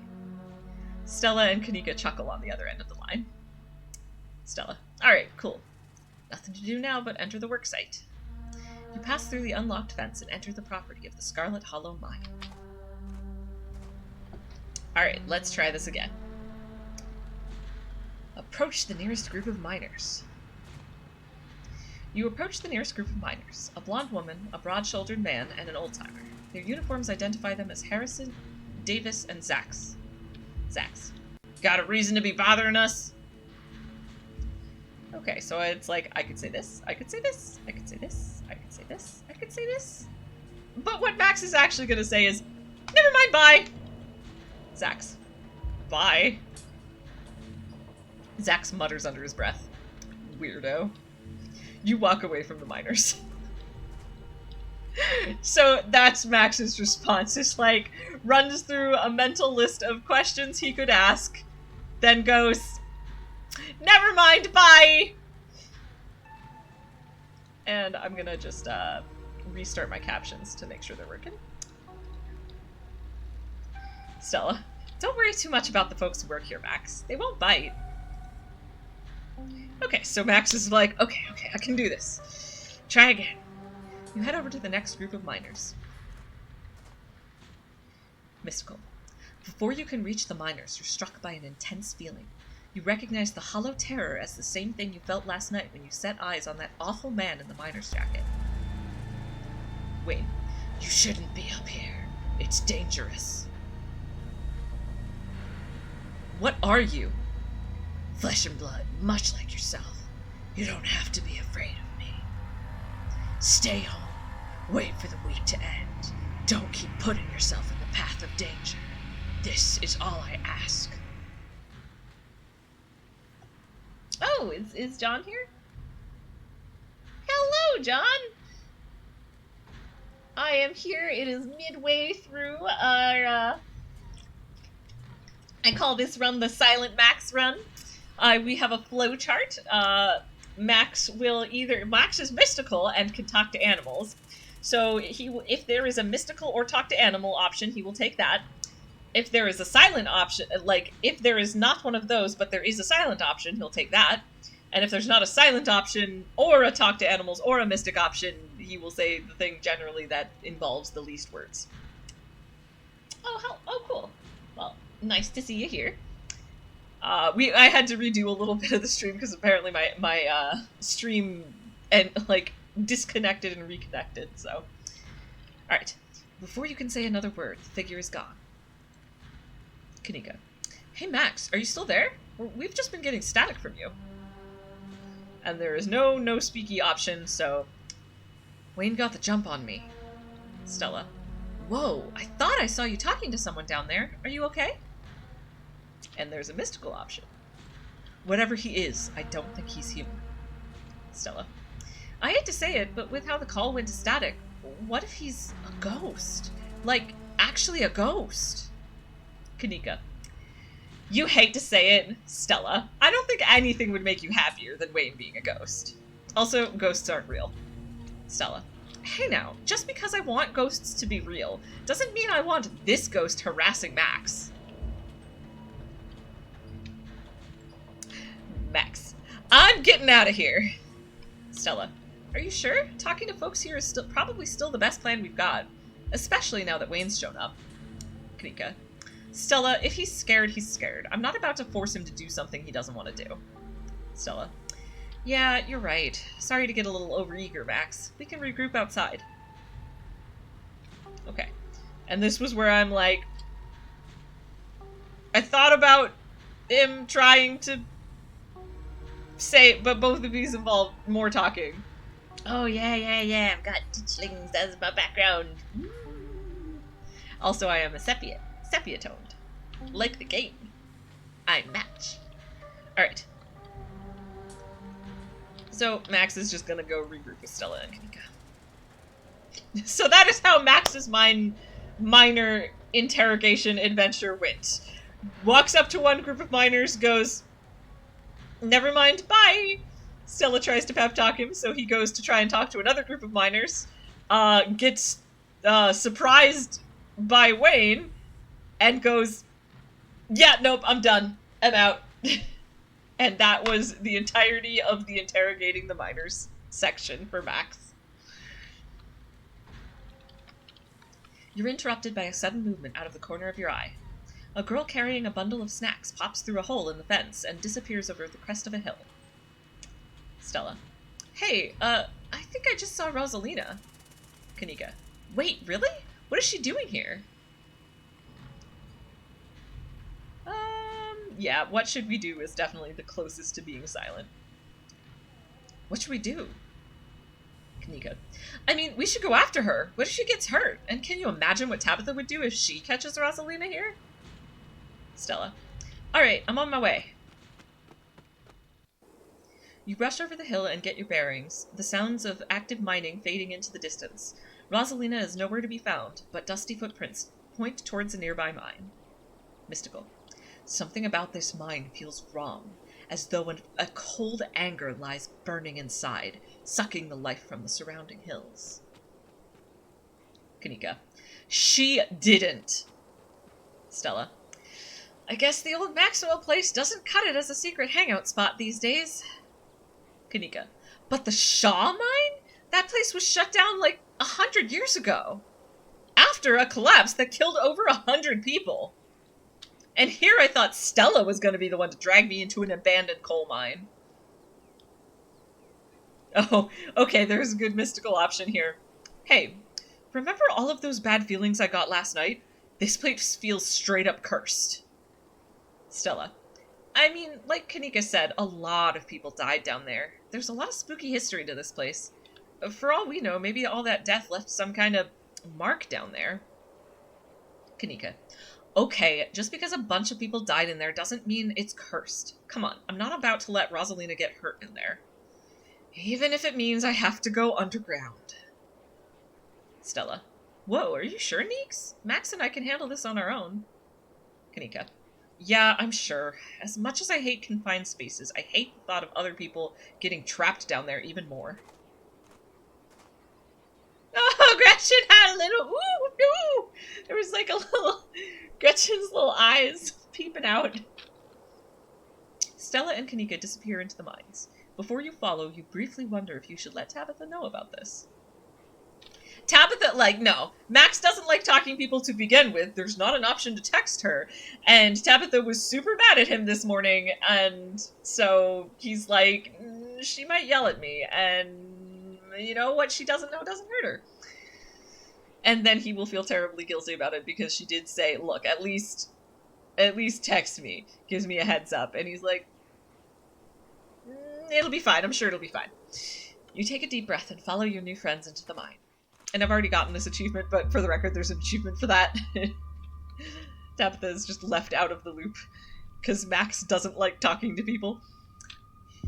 The inside of the mine is warmer than you'd expect, the air thick and wet. The ceiling hangs much lower than you are tall, forcing you and your companions to hunch over, your legs bent in a painful squat as you begin to navigate its maze of corridors. Kanika. Jesus, it's cramped down here. Does anyone else's chest feel tight? Gretchen. I certainly can't say I'm one for dark and stuffy places. This seems much more suited to a cat, if I do say so myself. Aw, Gretchen's so nervous. Stella. Yeah, abandoned mines are way more claustrophobic than people expect them to be, and this one's real bad. You know, because of the child miners. Or should I say the minor miners?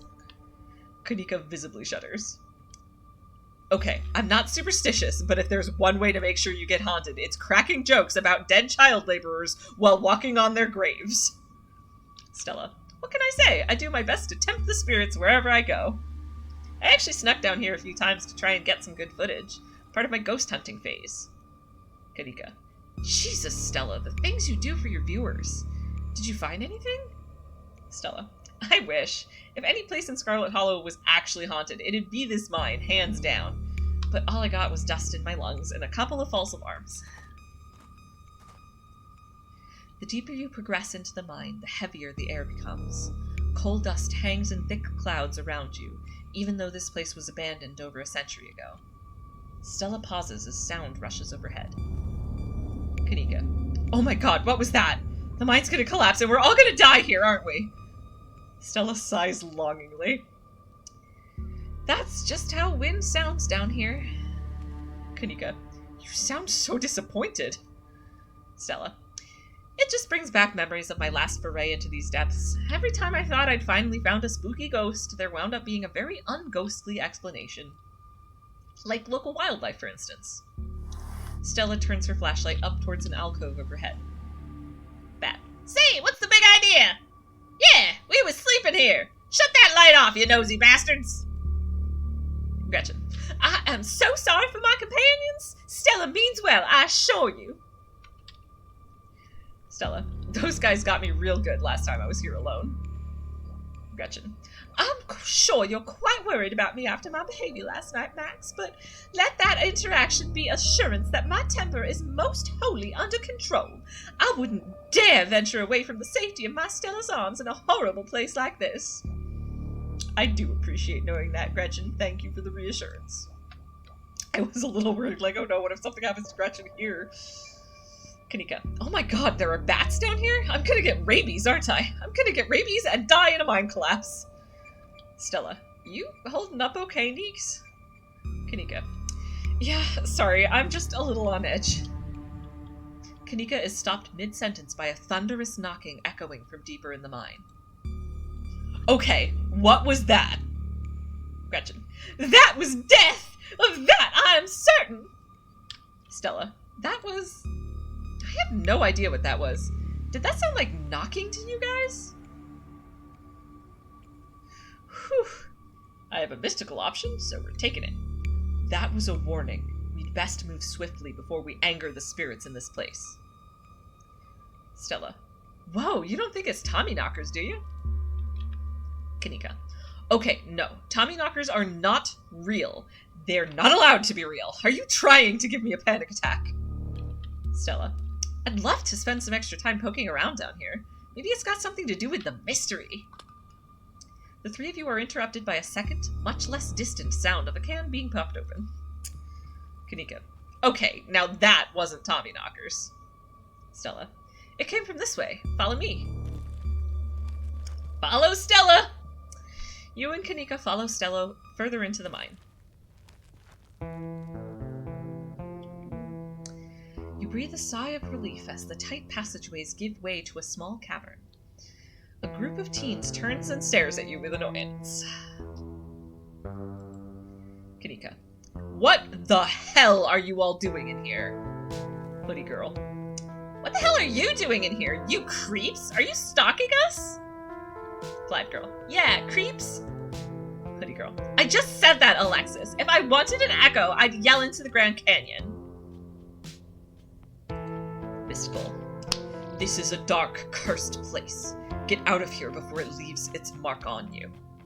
Hoodie girl. Tell your creepy friend to leave us alone, general store lady. Kanika. Rosalina, your dad is worried sick about you.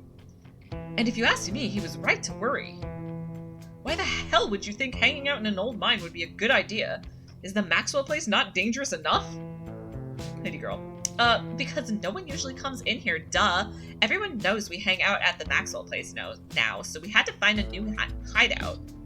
Which you instantly found, so I guess we have to find an even more secluded place where we can just be ourselves. Hoodie girl. Still Hoodie girl. I can't believe your dad sent people to follow you, Rosalina. That's messed up. I think that qualifies as harassment. Rosalina. You're right, Becca. It is messed up. I don't need him telling me where I can be. Kanika. You can at least check in so he knows you're not dead. He loves you and worries about you. He's really not asking for much. Stella. Don't you kids have school tomorrow anyway? Everyone. It's fall break. Becca. And we're not kids. Beanie Boy. Yeah, we're teens. Gretchen. Young pups these days. Absolutely no respect for their elders. Kanika. Are those canned strawberry margaritas? Where did you even get those? The teens avoid eye contact. The one you met earlier at the general store tries to melt into the cavern wall. Kanika. Oh no. I know that isn't you, Miles. It had better not be you. Miles. Yeah, whatever. It's me. What are you even doing here? Becca's right. Sounds to me like you're stalking and harassing and all that. Kanika. You're supposed to be minding the store. Miles. It's not like anyone even comes in on Tuesdays, and Mom's there, so it's fine. Eyes dart uncomfortably around the cavern as Kanika tears into her brother. Kanika. It's not fine. It's extremely not fine. Why do I always have to be the responsible one? Do you know what I would give to be as carefree as you? I left school so you would have a chance to live your life, and this is what you're doing with it? What would Dad think if he could see you like this? Stealing booze from the family store to dick around in an abandoned mine? Miles. Dad's dead, Kanika, but if he were here, he'd be disappointed you wound up being such a bossy jerk. Who cares if we're having canned margaritas somewhere where nobody's supposed to bother us? Remain silent. Becca. Actually, my dad is a foreman at the continuous mining facility, and he says the only reason they stopped using this tunnel is because there wasn't enough coal left. Sorry, I'm just like, I'm a little... I do miss having Tabitha come in at that exact moment to be like, correction, your dad was that role. Alexis. I thought your dad was a charge hand. Becca. No, Alexis. He got promoted last month. And he says this place is totally safe and we can hang out here anytime we want. Beanie Boy. Yeah, check out how sturdy this place... I don't know how to do a stoner voice. Yeah, check out how sturdy this place is. The teen with the beanie jumps up and slaps a strut in the ceiling. Stella. Oh, was that the knocking we heard earlier? One of these days I'll find a real Tommyknocker. Stella, you don't want to find a real Tommyknocker. That means a mine is collapsing on you. Becca. Oh my god, Zane. Cut it out. Jumping up to hit stuff is extremely 8th grade. No offense, Rosalina. Rosalina. None taken. The other 8th graders are totally immature. Alexis. Not like you, Rosalina. You're chill and smart, too. Kanika. This is the worst place I've ever been in my entire life. Why are you all fighting me on staying down here? Becca. I'm not listening to what some sad 20-somethings have to say about where we're allowed to be. Stella. Hey, I'm not sad. Where'd you get that idea? Gretchen. My Stella can't possibly be sad with me around. How absolutely rude. These pups need to learn some manners. Becca. Running a clickbaity YouTube channel where you run around in the woods chasing nothing is extremely sad. Anyway, Rosalina isn't going anywhere. She's better off here than at home. Alexis. Yeah, tell them about where you have to sleep, Rosalina. Rosalina. We've been living in the library for the past couple weeks. Dad says we can't stay at our house. Zane. They've got a hot pot and a couple of cots in one of the back rooms. It's actually a pretty sick setup. Nope. I'll work on it. I'll figure out that stoner voice. Becca. No, it isn't, Zane. Alexis. Rosalina deserves better. You keep what Pixel told you earlier to yourself. Kanika. I'm sure Oscar has a good reason for that. He's a good guy and he cares about you, Rosalina. Rosalina. He thinks our house is haunted. Kanika. Oh no, not this again. Becca. It's such a bullshit excuse. I bet he couldn't afford it anymore and is lying to you to save face. What a coward. Zane. Becca, I don't think you can, say that about other people's families. Isn't that, bullying or something? Becca. Shut up, Zane. Stella. Oscar actually invited us to check it out when we saw him earlier today. It could make for a fun, non-abandoned coal mine related activity. Just throwing that out there. Rosalina. There's no ghost, Stella. There would be cool if there was, but Becca's right. I just wish he would be honest with me and tell me what's really going on. It's like he doesn't think I can handle it. Like I'm still a little kid. You remain silent. Say, yo, if Rosalina's house is haunted, we should break in and, ghost bust it or something. Becca. Oh my god, Zane, you can't ghost bust if there is no ghost. Miles. Also, Rosalina lives there. She can't, break into her own house. Stella. There's no ghost that you know of. I bet we could figure out how to bust it if it's actually real, and if it isn't real, well, problem solved. Alexis. You know, Rosalina, you could always stay over at my house until Stella ghost busts your place. We have a finished basement with a pull-out couch. Becca. Why are we talking about this like it's a thing? It's not a thing. There is no ghost. Kanika. Whether there's a ghost in Oscar's house is a question for a time when we're not in immediate danger. And to ruin everyone's fun, the answer is probably no, there is not a ghost. Now, I'm going to drag my shithead brother back home and suggest you kids leave this empty mine before somebody gets black lung or gets crushed by rocks or meets any one of many terrible fates people tend to meet in abandoned mines. Kanika is interrupted by a pair of thunderous knocks. Zane. That wasn't me, I swear. Kanika. Then what was it? Come on, Stella, didn't you have a whole list of perfectly natural explanations for scary mine noises? Stella. It's Tommyknockers for sure. I know this isn't why we came down here, but we've gotta check it out. Kanika. Stella!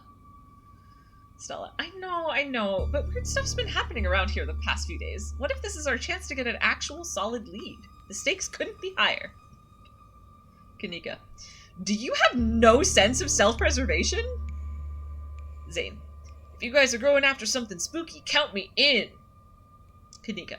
Nobody is going deeper into the mine. Nobody is staying in the mine. We're all leaving. Please, before my heart gives out. Stella. It'll be fun, Meeks. Kanika. It will not. Kanika. Wait a second, where'd 3 of you run off to? Are you kidding me? And I'm actually going to just be right back because I have run out of water and I would like to... Oh, that was kind of funky. Ooh, spooky ghost water bottle. Okay. I desperately need more water. I want to get through this chapter tonight because that's the whole point of the late night the late night stay up late thing is we go until the chapter's finished. Whereas my official more normal hours run will be much slower. But yeah, I desperately need water. So I'll be back real quick. I promise. I won't even put my BRB screen up. I'll be back so quick.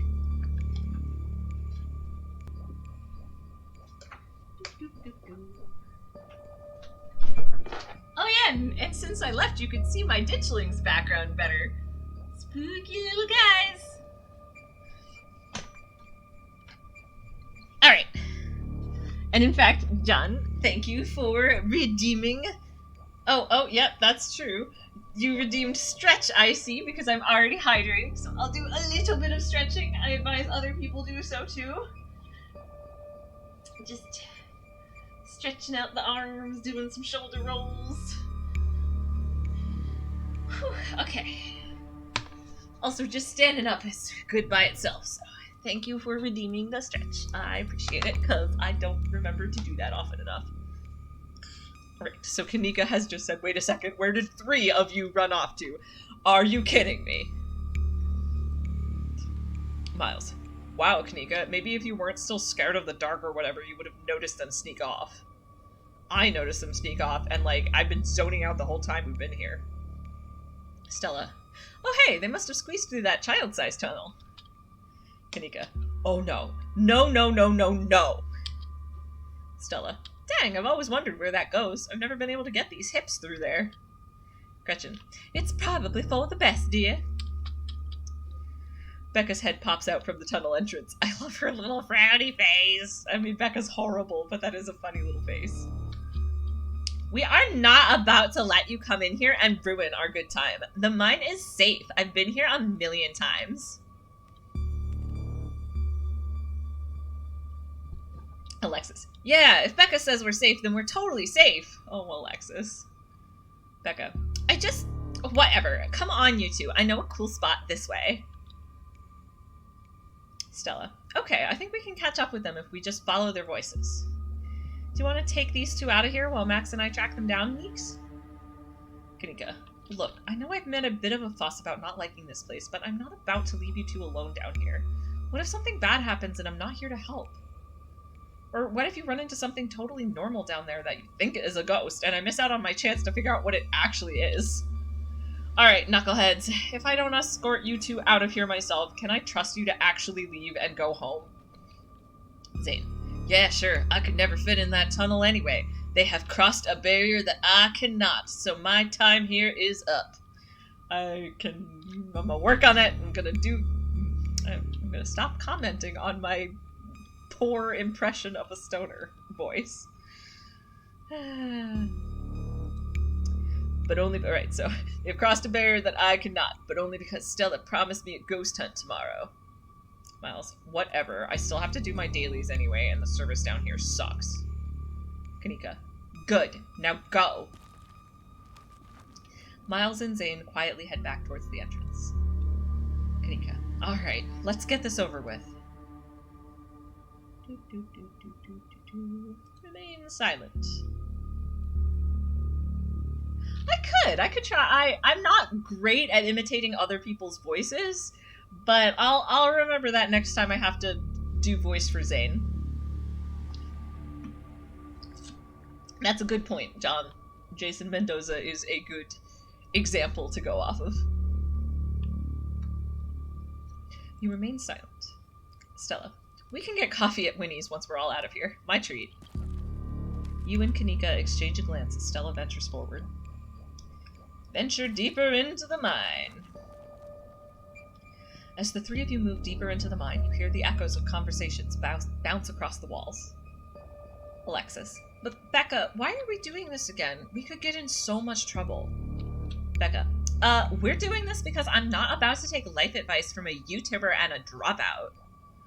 Stella. Whoa, that is so uncalled for. Kanika. I didn't drop out. I'm going back to vet school as soon as my family doesn't need me here. Rosalina. I don't know. I think Stella's kind of cool. Her videos are really neat. Becca. Oh, come on. She doesn't even have a sponsor. What kind of YouTuber doesn't have a sponsor? Stella. I mean, not yet, but I'm in talks with Meat Rice, and I make plenty from ads and donations. Oh, honey.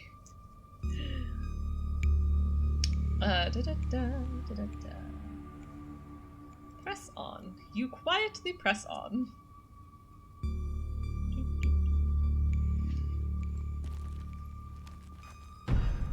Another knock, closer, interrupts your thoughts, followed by another, followed by another. I do love the faces, like the freaking yikes face, and Gretchen looking up so worried about poor Stella. I'm so glad Gretchen's okay. And Kanika just like, very fucking yikes. Oh, I think I forgot to actually read that, but another knocking happens, followed by another, followed by another. Stella. Is it just me, or is that knocking coming from the same direction as those kids? Actually, I guess I could go back. It wasn't too far, because there was a choice right before. I don't want to have to reload a lot, but I can just do the press on. Here we go. Another knock, closer, interrupts your thoughts, followed by another, followed by another. Stella. Is it just me, or is that knocking coming from the same direction as those kids? Kanika. Yeah, it's not just you. Rosalina. Okay, that knocking is starting to freak me out. Becca. Calm down, Rosalina. It's just mind sounds. Alexis. Did you guys see that? Becca. No, it was just a shadow. There's no reason to get freaked out. Yay! Hi, Vivian Blue. Thanks for joining. So this run, our main character is named Max, and he can talk to animals and also is mystical. Those are the two traits I chose. And it's a concept run, so I have a flow chart. His dialogue options, if there is a so yes, mystical and talk to animals. And if there is a mystical or talk to animals dialogue option, he will always take that. Followed by, but otherwise, if it is possible to remain silent, he will remain silent. He doesn't like talking, at least not to people. That's the concept for good old Max. He's awkward around people, but he will share his mystical vibes and speak freely with animals. Indeed, Magic Man. Alright. Becca.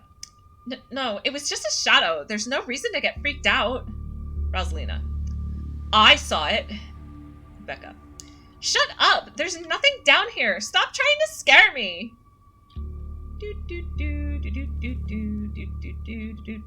So many explore options that Max is not gonna take. You press on. As you progress deeper into the mine, the knocking grows more frequent. It's still distant, but it's much louder than before. The tunnel ends abruptly in front of you. A century-old ladder is the only way forward. In the darkness beyond, you can still hear the youths. They're panicked arguing. I love it. The youths. You could have just said the teens. They're panicked arguing, echoing down the pitch-black corridors. Mystical. The pit radiates rage, a white-hot anger. It calls to you, desperate to be witnessed, pulling you forward. Gretchen. Lord, tell me we aren't going down into that deep, dark hole! It don't smell right! Stella. Well, it looks like the only way forward is that pit, and it sounds like there's somewhere down there. I've never been this far in. Kanika. It looks like a death trap. Are you sure we should go down there? Stella. You can wait up here, Neeks. I don't think I can climb down and hold Gretchen. Kanika. Alright, I'm not going to argue with you. That ladder looks older than all of us combined. Good luck. Stella. Alright, let's do this. Aww. Stella hoists herself over the edge and begins to climb down. Gretchen. I've got my paws crossed for you two. Follow Stella down into the pit. You walk to the ladder and climb down. Kanika. Stay safe, Max. Becca. I'm pretty sure this is the way back. Come on. Alexis. Pretty sure? I thought you'd been down here before. Becca.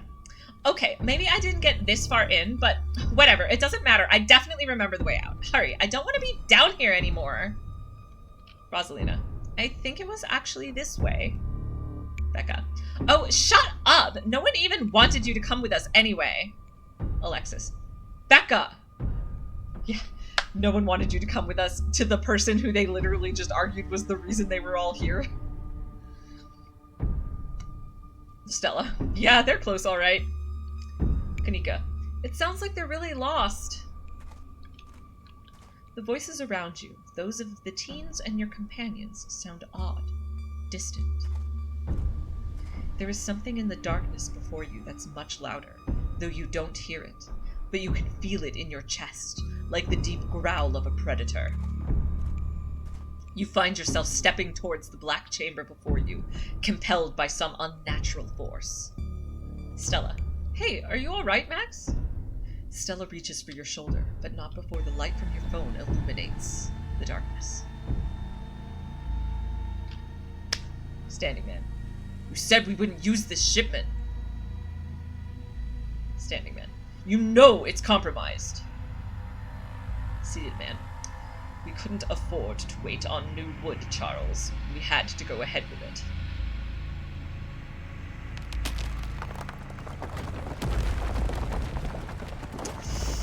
Oh, Seated Man. It's still sturdy enough. It'll get the job done. No, it won't. I do like how Mystic, like, gets you the whole story there, because it's, like, very unclear what happens when you don't, like, so my, the very first time I saw this was actually, I saw my friend and moderator, Tapao, was playing it with Mystical, and so, like, you know, I played it on my own, and I'm like, gosh, I don't know if I even would have been able to put that together without the extra scene from Mystical, and that's so cool. I love the way the traits work in this game. This game is so cool. Stella. Max! Max, are you alright? Oh, thank God, you're alive. It looks like you had a seizure or something, and then you just conked out. Yells. He's okay, Kanika! Kanika. Thank God! Okay, don't move a muscle. I don't want you straining yourself while you're still recovering from whatever that was. Kanika and I are gonna go get you help. We'll be back soon, I promise. You fade back out of consciousness as your companion clambers out of the pit, intent on your rescue. But yeah, I was honestly, Tapao, I was glad to have the context, because that, it really adds a lot to, like, know, oh, that's exactly what happened. And I also just, I don't know, I just think it's so cool that you get more of the vision because you're more attuned to the mystical stuff. You raise up on your elbows, head still swimming from the vision, your surroundings coming back into focus. Your head throbs as the knocking continues, now magnitudes more intense than ever. I'm gonna just turn the volume up for atmosphere. Through it, you once again hear the panicked voices of bickering teenagers echoing down the stone corridors. Rosalina. Becca, you're just getting us more lost. It's this way. Becca. If you're so sure, then why don't you just leave? I can't believe I let Alexis talk me into inviting you in the first place. Rosalina. Becca, I'm just trying to help. Becca. I said go! Oh, the first time you watched this, you had no idea those glowy things were binders. Fair enough. It's not immediately obvious. It's really good spooky vibes. Rosalina. Okay, I will. Alexis, you don't have to go with her. You know that, right? Alexis. Becca. Pick a side, Alexis. Alexis. I'm sure Becca knows where we're going. She wouldn't just lie. Sorry, Rosalina. Oh, Alexis. Yes, she would lie. The increasingly desperate voices of the teens are drowned out by the thunderous knocking. You can practically feel the ground shake beneath you. You can almost see the walls vibrate with the intensity of the hellish sound. As you settle more into your senses, Rosalina appears in the passageway to your left. She's out of breath and it looks like she's been crying. Rosalina. I'm so sorry I snuck off like that. I just wanted Alexis to think I was cool. The entire cavern shakes with the sound of rockfall. This place, at least part of it, is coming apart. Rosalina. Becca and Alexis are still down there. We can't just leave them here. I know which way they were going. They'll listen to you this time, I promise. Please, I don't want them to die. Ooh. I've never tried to take Rosalina and leave. That would just... Becca and Alexis would just die down here, wouldn't they? Oh... save here because I think I would be interested to try that. Max is quiet but not necessarily scared. Like, he's scared of social interactions. Yeah, Max is not an asshole, nor is he too scared to actually be helpful. However, you're right, in my Karen run, she's absolutely gonna leave the other two. And I look forward to seeing how that plays out. You remind me. Okay, so I have a secret Karen run that is unofficial and off the books and not on my stream. But anyway, so we're gonna save here so I can poke at it later on my own. But yes, alright, Max, he might be quiet and he might be a little anxious and awkward, but he's only anxious and awkward in social situations. This is not a social situation. This is children in danger of dying. So Max's take is gonna go after Becca and Alexis. Max. Okay, let's do this. Oh, and the reason that I've that didn't actually show up for anyone else. I just got the achievement because in my original run, so I have 3 runs. One I played on my own all the way through, and one at this one, and one other one that I'm playing on stream. And in my original run, I had Kenai, so it wasn't a problem. All right, so Max says, "Okay, let's do this." Rosalina, thank you. They're back this way. Hurry. Rosalina runs back the way she came. You run after her. The mines shake with each new thunderous blow as bits of rock and dust fall off the ceiling and scatter on the floor underneath you, around you. Alexis. I thought you knew the way out. I thought you'd been down here a million times already. Becca. I was making it up, okay? Rosalina. We're coming. Just stay where you are. Yeah, no, Max doesn't talk to people. Keep going. You push forward, focused on following Rosalina as she darts ahead. Alexis. Rosalina, you came back! Becca. I don't want to die down here! Grab them and start running! You reach forward and forcefully grab Becca and Alexis, silently pulling them behind you. That is exactly Max's move. I just appreciate how many options this game gives you to be just stoic. Like, there is no need for conversation here. We are grabbing these children and we are running. Right? You should have thought of that earlier, Becca. You quickly push your way back the way you came, pieces of fallen rock littering the path around you. As you reach the pit, you and Rosalina direct Becca and Alexis to the ladder. They start climbing. Climb out of this pit. You follow suit and start climbing close behind. Rosalina. Why couldn't you have just listened to someone other than yourself, Becca? Becca. I'm sorry, okay? God! You push forward, your burning muscles giving way to pure adrenaline.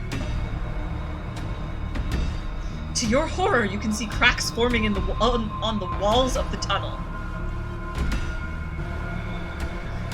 Alexis. Come on, you gotta go faster! Rosalina. We're almost there, I can see the entrance! Your surroundings quake as the mine collapses around you. Whew. And then the knocking fades, and you feel safe, having arrived back at the entrance in one piece. Well, not all of us. So it hasn't come up yet in this run to have texted them, because we slept over at Stella's house, because the option where she says, do you want to stay over? The silent option was to nod silently.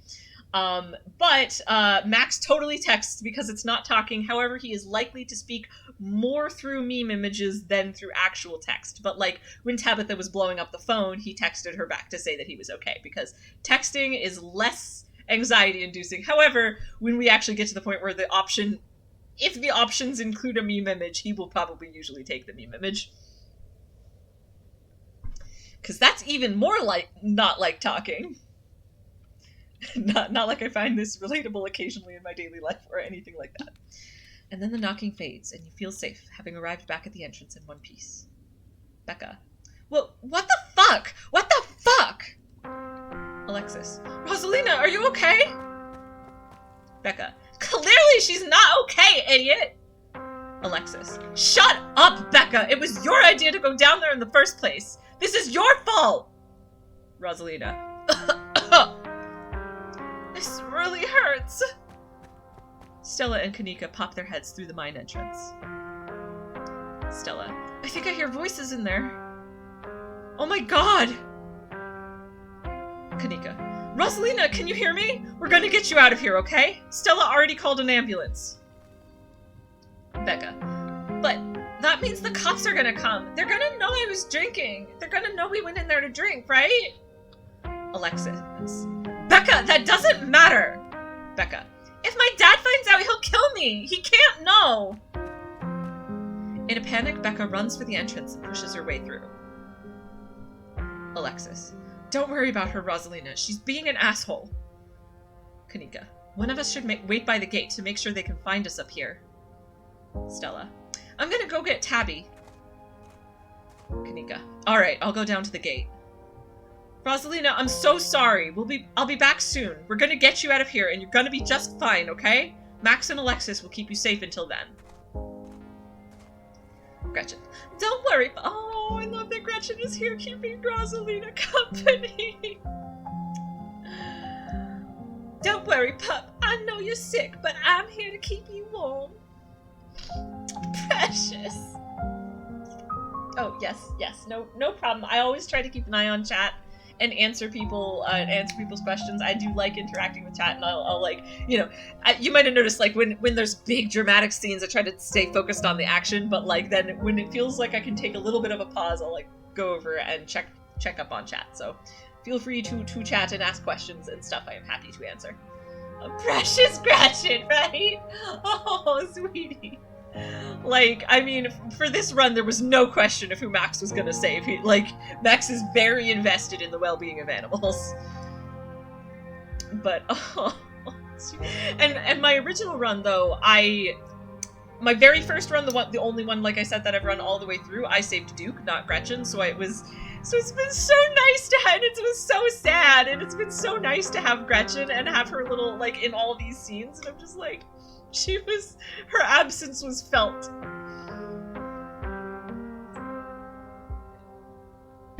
But yeah, alright. Sweet Gretchen is doing her best to cheer up. And yes, indeed, feet ain't supposed to go like that. That is accurate. Rosalina. Am I gonna die? Alexis. Rosalina, don't say things like that. Oh, I like this mystical option. Oh, a bit of buffering again. Okay, it looks clean on my end for now, but I'll try to keep an eye on the little... If it looks... I'll try to keep an eye on if it blinks out on my end so I can pause. And by pause, I just mean pause speaking if it looks like it's... If it looks like my stream is buffering, I'll take a quick second to let it clear up before I keep reading. Alright. Mystical. Death is a natural part of life, Rosalina. But you're not dead yet. Rosalina. Thanks, Max. Rosalina's breath comes in quick, irregular bursts. If I don't make it, tell my dad I'm sorry. Alexis. I'm the one who has something to be sorry about. This is all me and Becca's fault. We never should have gone down there. Rosalina. It's not your fault. I went down there because I wanted to. Rosalina pauses, catching her breath. Thank you, Max. I'm glad everyone else made it out okay. Couldn't have done it without your help. Okay, there is no remain silent option here, so I'll have to think about... definitely none of these really, really long things. I think I'm gonna say I'm just sorry I couldn't do more. I'm just sorry I couldn't do more. Alexis. If I didn't stick with Becca once we started getting lost, none of this would have happened. If I'd just been more smart or more brave. But I wasn't, and now Rosalina is... It's just not fair. You're the nicest person I know, Rosalina. It's not fair that this happened to you, and I'm so sorry. Rosalina. It's okay, Alexis. It's okay. Alexis. I can't believe you're the one comforting me. Rosalina? Can you hear me? Rosalina. Yeah, it just hurts like hell. Alexis. Sorry, I shouldn't be pushing you to talk. I'll just hold your hand until they come back with help, okay? Gretchen. Don't go to sleep just yet, pup.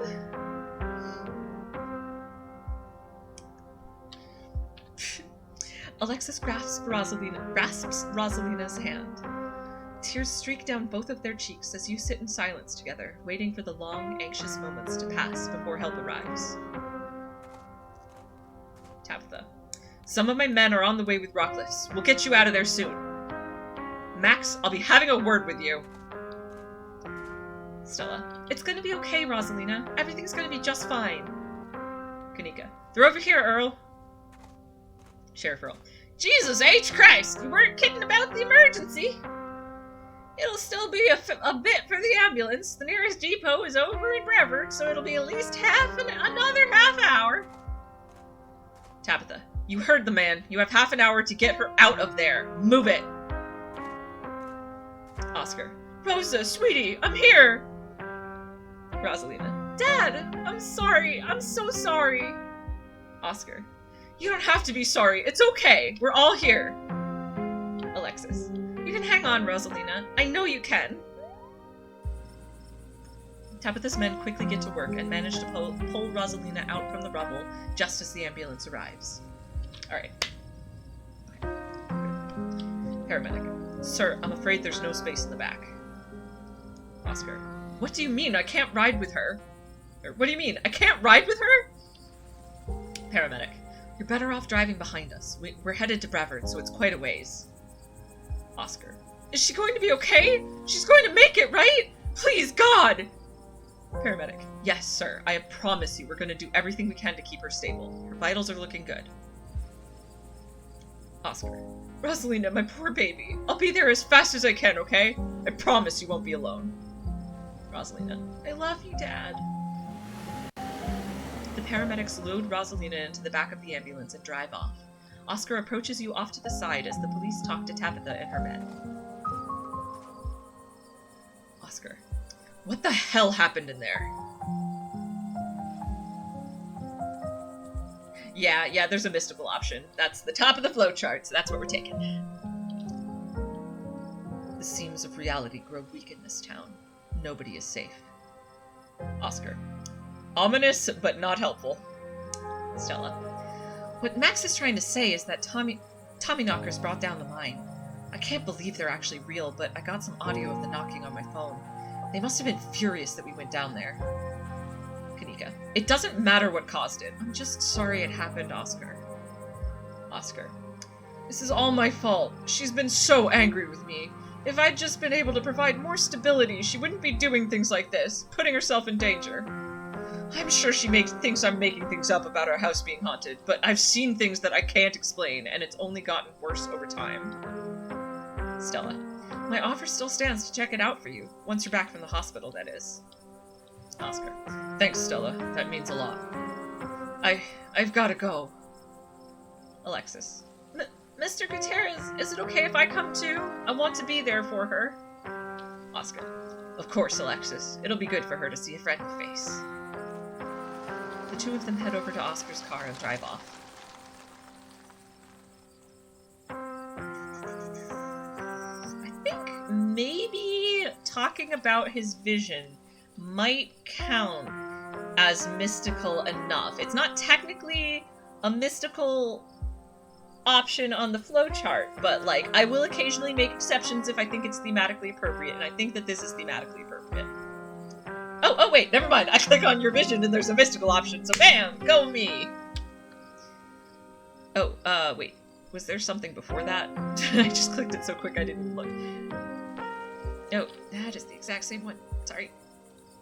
That one. That one. Okay, no, there was no difference, and we say your vision, and then it immediately went to that. There was a stone carving on the wall of that pit.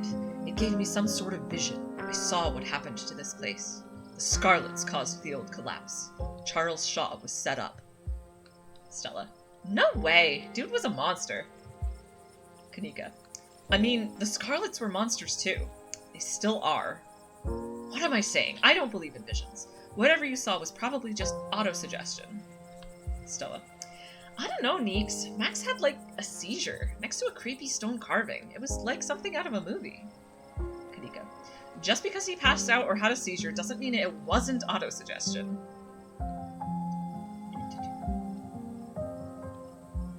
Let's click on... Yes, this is also thematic. I am going to do one more explore because I think it's thematic. Yeah, no, I'm gonna say...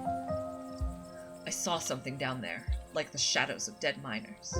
They were right behind Stella right before you two left, and they followed Rosalina and I when we went after Becca and Alexis. Did you not see them? Stella. Whoa, I didn't see anything other than the two of you in that carving. That's super weird. Kanika. I don't want to doubt what you experienced, and I couldn't see anything in that pit, but you might have just been primed to see things. Stella. You know, now that I think about it, that totally fits the profile for some of the Tommyknocker stories. What if they're actual bona fide ghosts? Kanika. Stella. Alright, and that is way too much talking for Max. Max is done talking. Tabitha. What the hell were you three doing here? I thought I told you to stay out of trouble, yet here you are at the scene of what was almost a deadly accident. How did you manage this? Stella. Tabby, come on. It's not Max's fault. Oh, wait, sorry. That was the right... I thought it was Kanika. It was Stella. Tabby, come on. It wasn't Max's fault. Kanika. Stella is right. If this is anyone's fault, it's yours. You have an abandoned mine on your property that was barely even boarded up. It was only a matter of time until something like this happened. Gretchen. Oh, we fight? Kanika. If anything happens to Rosalina, it's on you, Tabitha Scarlet. Tabitha. How dare you? It's not like I put up a big neon sign saying, cool place for teens to hang. It's clearly not safe. You three were up here with them. Why didn't you do something to get them out of there sooner?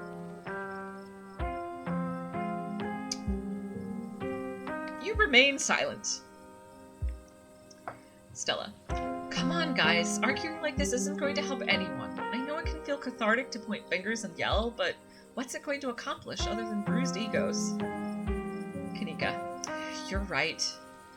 Tabitha. Silence. Come on, we're leaving. Younger cop. Now, hold on a minute, Miss Scarlet. Oh, wait, no, the younger cop. Not Earl. Okay. Now, hold on a minute, Miss Scarlet. Sheriff Earl. Mind if we have a quick word with your cousin, miss? In private? Tabitha. Okay, fine. Just make it quick, and don't you dare try and pull anything on him. He did nothing wrong here. Younger cop. Ladies, I'm afraid that means you too. Stella. Don't you need to talk to us? We witnessed this too. Sheriff Earl. Oh, sure, but that can wait. We know where to find y'all. What a coincidence, running into you 2 nights in a row. This is my colleague, Deputy Derrickson. Deputy Derrickson. Pleased to meet you, Max. Apologies for my absence yesterday. It was my special bowling night, you see. A man has to have his me time. But I was briefed on the events of last night, and even though we're not we're still not sure if what went on could be considered a crime. Sheriff Earl. Duke has been missing since then, though we found neither hide nor hair of him. Could be that he's just on an extended hunting trip. I don't like that they haven't found the body. That's very unsettling. Deputy Derrickson. Wouldn't be the first time he's done something like that. I was told the footage showed his supposed body, but we couldn't get that camera working, so no way to confirm until we track him down. Sheriff Earl. Now, I understand that both of these were terribly unfortunate accidents that had nothing to do with you being in the area, but... Deputy Derrickson. As officers of the law, you have to understand that we get a little suspicious when we see the same face multiple times in a row. And, we have to ask, what exactly were these teenagers doing in a shuttered mine owned by your family? And why were you down there with them? There are no mystical options here, so... You remain silent as the cops exchange an awkward glance. This is not even Max being like, I know my rights, I don't have to say anything. This is Max being like, nope, nope, nope, nope, nope, nope, nope, nope. Deputy Derrickson. He's probably still in shock. Sheriff Earl. Can't say I blame him after an evening like this. Deputy Derrickson.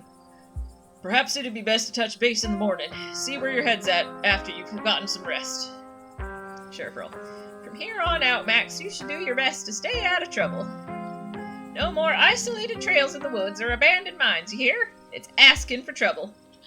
Deputy Derrickson. Wouldn't want to see you on any of our other calls this week. Have a good one, Max. Deputy Derrickson tips his hat to you. The two officers wander back towards the mine, Derrickson taking notes as they examine the scene. You make your way towards Stella and Kanika. Stella. I just can't believe 2 nights in a row. Is it my fault, Neeks? Kanika. Stella, no. This is all just an awful coincidence. It's not your fault. Stella. Oh, hey, I guess the cops are done with you? What, are they going to take you in for being present at an accident? Oh, Stella does not look okay. Those bags under her eyes. Oh, poor Stella. Kanika. Sorry if they gave you a hard time. Small-town cops, you know. Stella. Always blame everything on drifters. Even acts of God, I guess. Tabitha. Excellent. You didn't get arrested. Now, come on, let's get back to the estate. I'd like to get some rest before I have to deal with the fallout of everything that's happened tonight. Stella. I'll see you tomorrow, okay, Max? Tabitha. I'd really rather you didn't. If you're gonna run around almost getting killed every night, keep my cousin out of it. Kanika. Your cousin is an adult, Tabitha. He can make his own decisions. Tabitha. Not while he's under my roof. Come on, let's go. As if to illustrate her point, Tabitha grabs your arm, dragging you towards the car.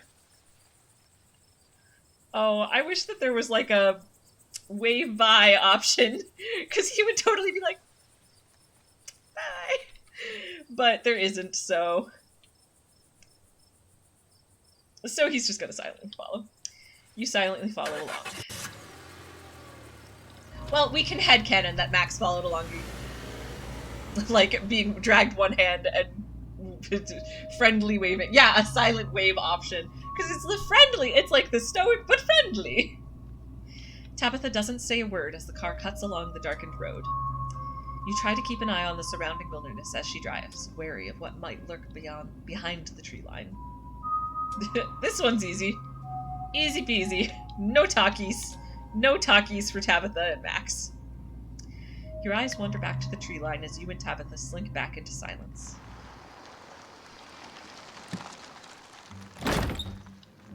You once again cross the threshold into the estate, the musty stench of decaying mansion greeting you with its undertones of mildew and wood rot.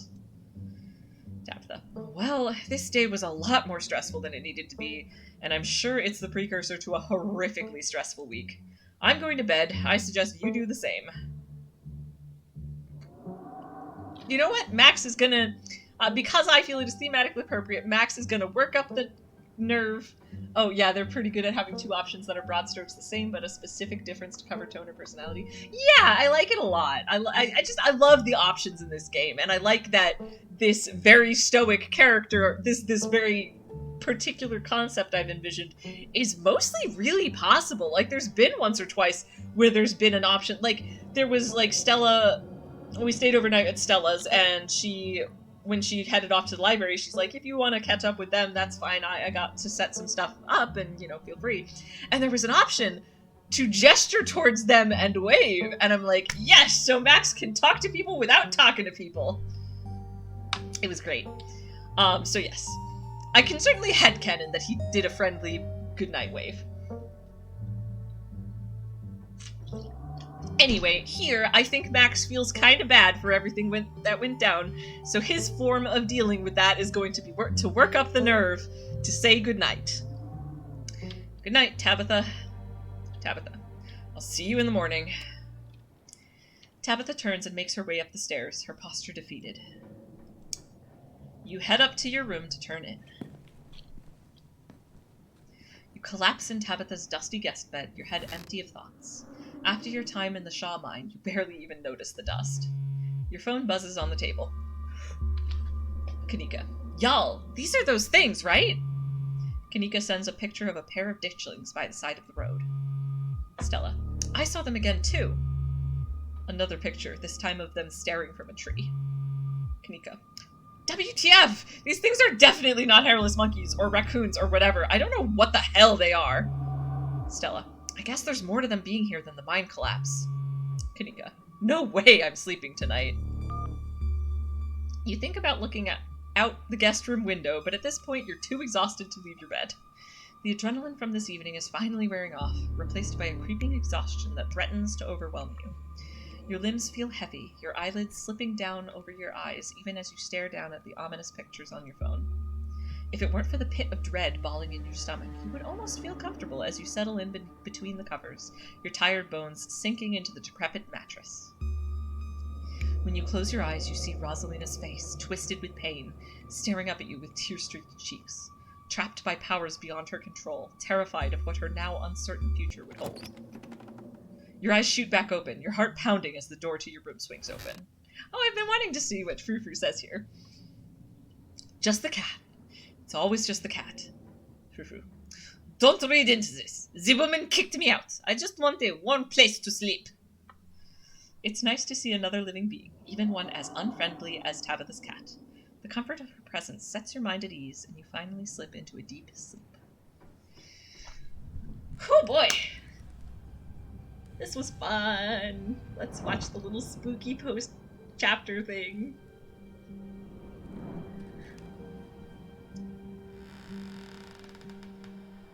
Oh, poor Tabitha. I like Tabitha a lot.